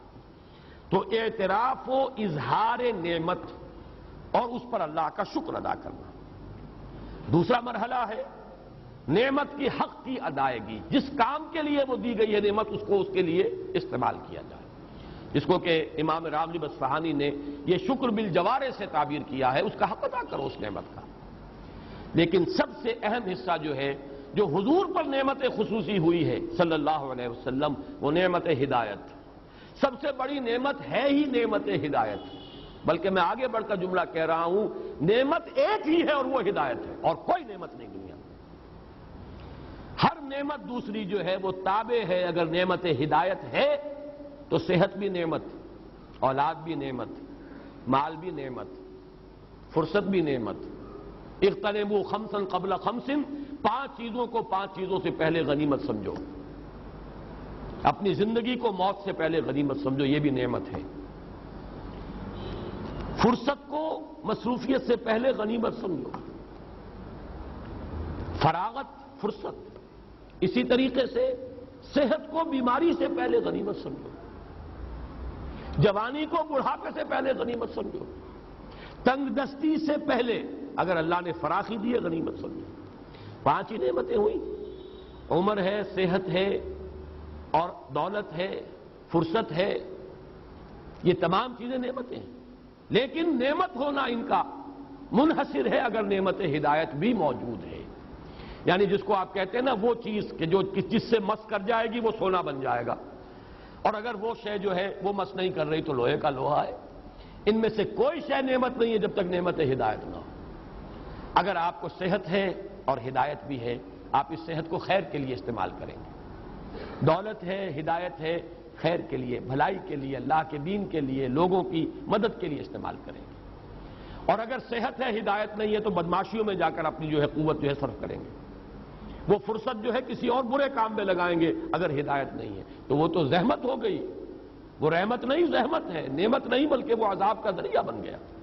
تو ہدایت ہی در حقیقت واحد نعمت ہے جو فی نفس ہی نعمت ہے، باقی ساری نعمتیں اس کے ساتھ مشروط ہو کر نعمت بنتی ہیں۔ اللہ نے ہدایت دی ہے، اے نبی اب عام کرو، چرچا کرو، پھیلاؤ، اس کی تبلیغ کرو، حکمت بانٹو۔ الحکمت ضالۃ المومن هو احق بها حیث وجدها، عام کرو اس علم کو، پھیلاؤ۔ یعلمہم الکتاب والحکمہ، قرآن کی اس دعوت کو عام کرو، یہی آپ کا جو ہے سب سے بڑا اللہ کا احسان جو آپ پر ہوا، سب سے بڑھ کر یہ، اور یہی ہے در حقیقت اس کا حق کہ آپ اسے عام کریں اور بیان کریں۔ اس میں بعض صوفیاء نے ایک بات کہی ہے، اور وہ یہ ہے کہ بعض ہمارے اکابر جو ہیں خاص طور پر تصوف کے میدان کے، ان سے کچھ منقول ہیں ایسی باتیں کہ عام آدمی سمجھتا ہے کہ وہ بڑا تکبر اور عجب کا اظہار انہوں نے کیا۔ مثلا یہ کہ شیخ احمد سرہندی رحمۃ اللہ علیہ اپنے بعض ایسے مقامات کا تذکرہ کرتے ہیں کہ عام آدمی سمجھتا ہے کہ انہیں بیان نہیں کرنا چاہیے تھا، اللہ نے اگر یہ رتبہ دیا بھی تھا تو اس کو بیان کرنے کی ضرورت نہیں تھی، نہ کرتے تو اچھا تھا۔ اس میں تعلی اور تکبر اور کچھ عجب کی بو آتی ہے کچھ لوگوں کو۔ اسی طرح سے کچھ اسی قسم کے دعوے جو ہیں شاہ ولی اللہ دہلوی کے بھی ہیں رحمۃ اللہ علیہ، بعض حضرات کو ان سے بھی انقباض ہوتا ہے۔ لیکن یہ کہ قاضی ثناء اللہ پانی پتی رحمۃ اللہ علیہ نے ان کی طرف سے دفاع کیا ہے، اور وہ دفاع یہ ہے کہ یہ بھی در حقیقت اس حکم کے تابع ہے۔ اللہ نے اگر وہ مقام دیا تھا، اس کا اظہار و اعتراف ان کے ذمے تھا، اگر وہ اسے بیان نہ کرتے، اور ظاہر بات ہے کہ وہ اپنے تزکیہ نفس کے اس مقام تک پہنچ چکے ہوتے ہیں یہ حضرات کہ اب ان کے لیے عجب اور تعلی والی بات نہیں ہوتی۔ ان تمام رذائل نفس سے تو وہ اپنے نفس کو پاک کر چکے ہوتے ہیں۔ قد افلح من زکاہا۔ اب ظاہر بات ہے کہ اگر احمد سرہندی اس مقام پر نہیں ہے تو اور کون ہوگا، اور شاہ ولی اللہ اس مقام پر اگر نہیں ہے تو اور کون ہوگا۔ اسی اعتبار سے حضور کہتا ہے انا سید ولد آدم ولا فخر، میں تمام آدم کی اولاد کا سردار ہوں لیکن اس میں کوئی فخر نہیں ہے۔ بہت سی باتیں آپ نے بیان کی ہیں، مجھے اللہ نے یہ مقام عطا فرمایا ولا فخر، مجھے اللہ نے یہ رتبہ دیا ولا فخر، میں یہ فخر کی وجہ سے نہیں کہہ رہا بلکہ اظہار نعمت کر رہا ہوں۔ اللہ نے مجھے یہ مقام عطا کیا ہے تو اسے بیان کر رہا ہوں۔ تو جس طرح حضور نے اپنی وہ کیفیات یا اپنے ان مقامات بلند کو ظاہر فرمایا ہے، تو گویا کہ اسی وَأَمَّا بِنِعْمَةِ رَبِّكَ فَحَدِّثْ کی تعمیل میں ہمارے ان بزرگوں نے بھی اپنے کچھ مقامات جو ان کا تذکرہ کر دیا ہے، اس پر کوئی انقباض محسوس نہیں کرنا چاہیے۔ بارک اللہ لی ولکم فی القرآن العظیم ونفعنی وإیاکم بالآیات والذکر الحکیم۔